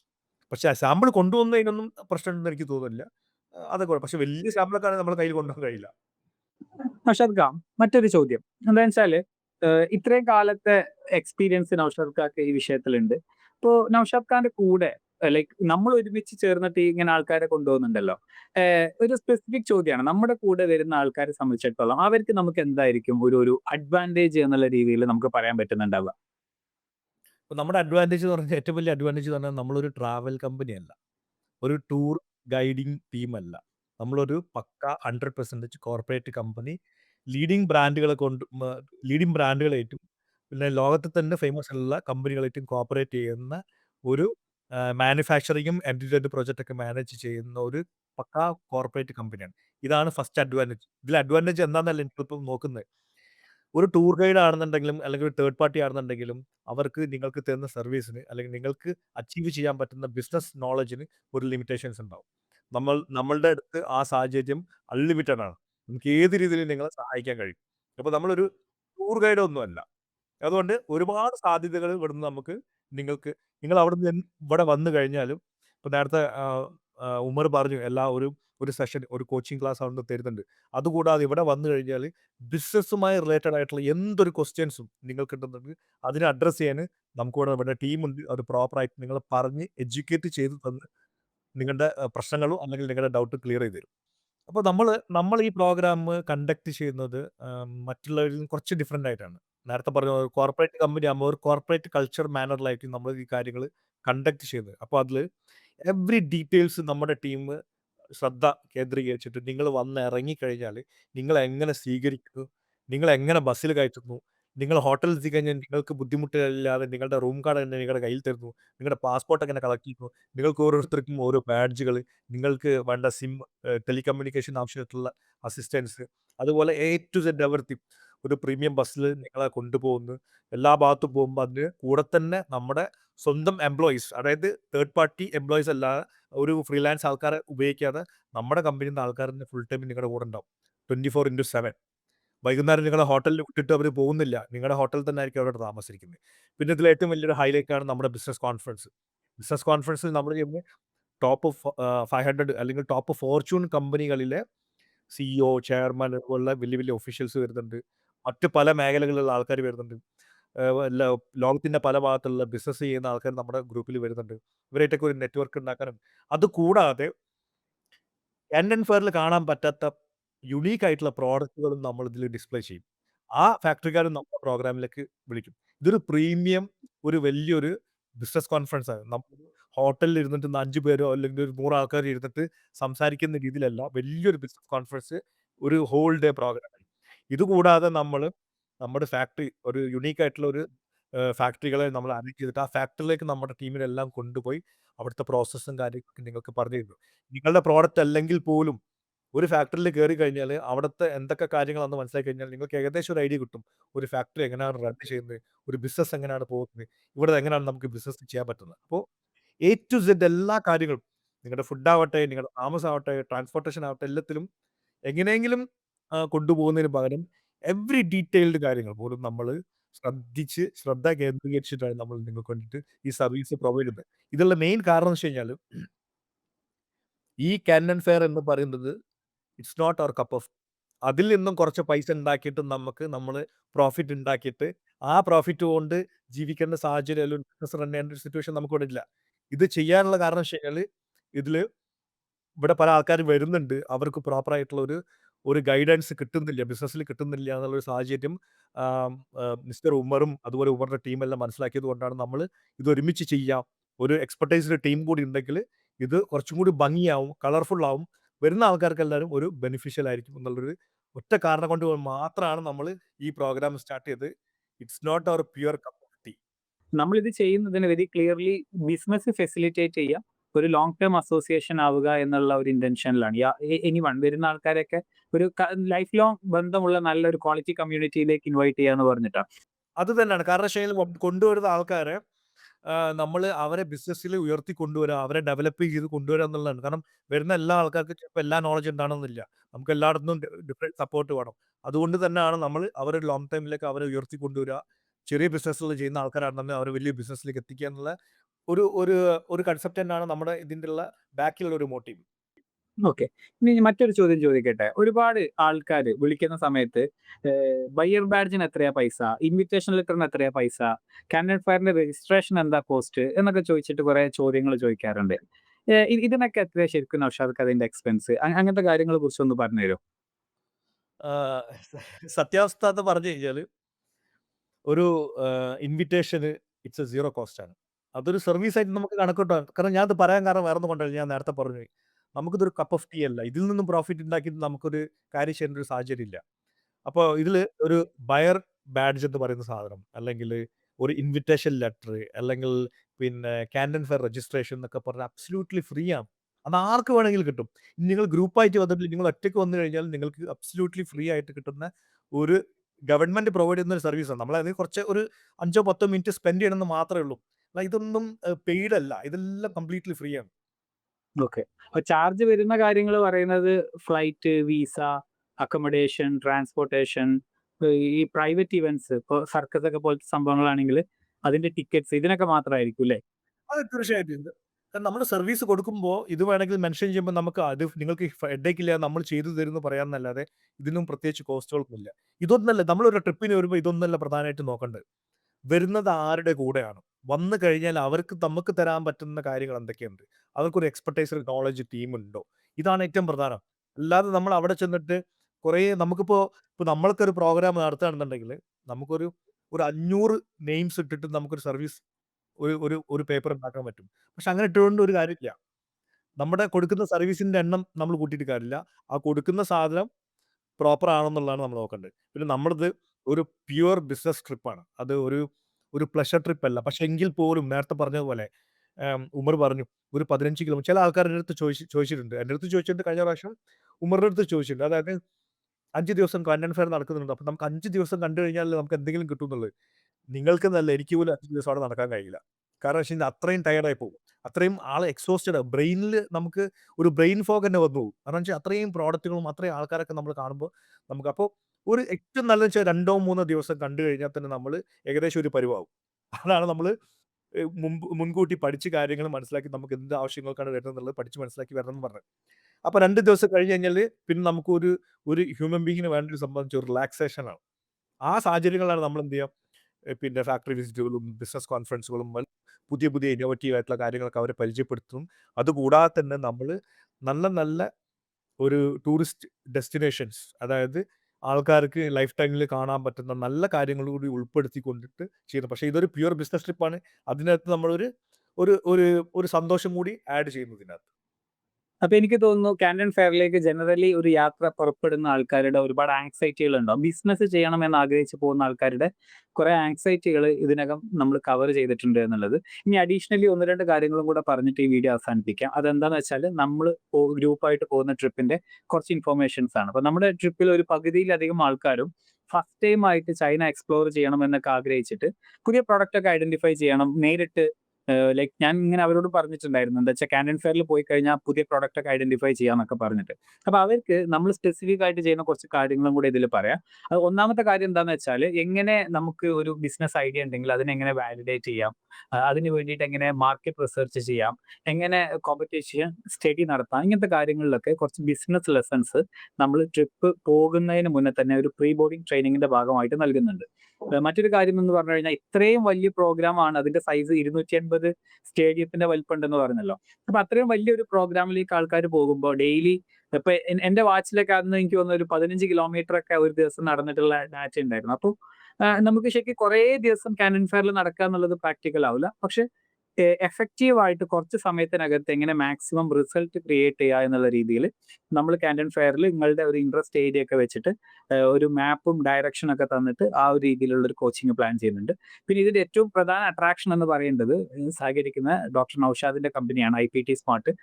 അവരുടെ ഒരു എക്സ്പെർട്ടൈസ്, ടെക്നിക്കൽ എക്സ്പെർട്ടൈസും മറ്റുമൊക്കെ നമുക്ക് പ്രൊഡക്റ്റ് നെഗോഷിയേഷൻസിനോ നമുക്ക് പ്രൊഡക്റ്റ് നോളജ് ഇല്ലെങ്കിലോ നമുക്ക് സോഴ്സ് ചെയ്യണമെങ്കിലോ നേരത്തെ പറഞ്ഞ പോലെയുള്ള ഒരുപാട് ട്രസ്റ്റ് ഇഷ്യൂസ് ഉണ്ടാവും ചൈനയുമായി ബന്ധപ്പെട്ടിട്ട് ബിസിനസ് ചെയ്യുന്ന ആൾക്കാർക്ക്. അതൊക്കെ അഡ്രസ്സ് ചെയ്യണമെന്നുണ്ടെങ്കിൽ അവരുടെ കമ്പനി നമ്മുടെ കൂടെ ഉണ്ട്, ഫെസിലിറ്റേഷൻ ഉണ്ട്, നമുക്ക് മറ്റൊരു ട്രാൻസ്ലേറ്ററോ മറ്റു കാര്യങ്ങളൊന്നും ആവശ്യമില്ല.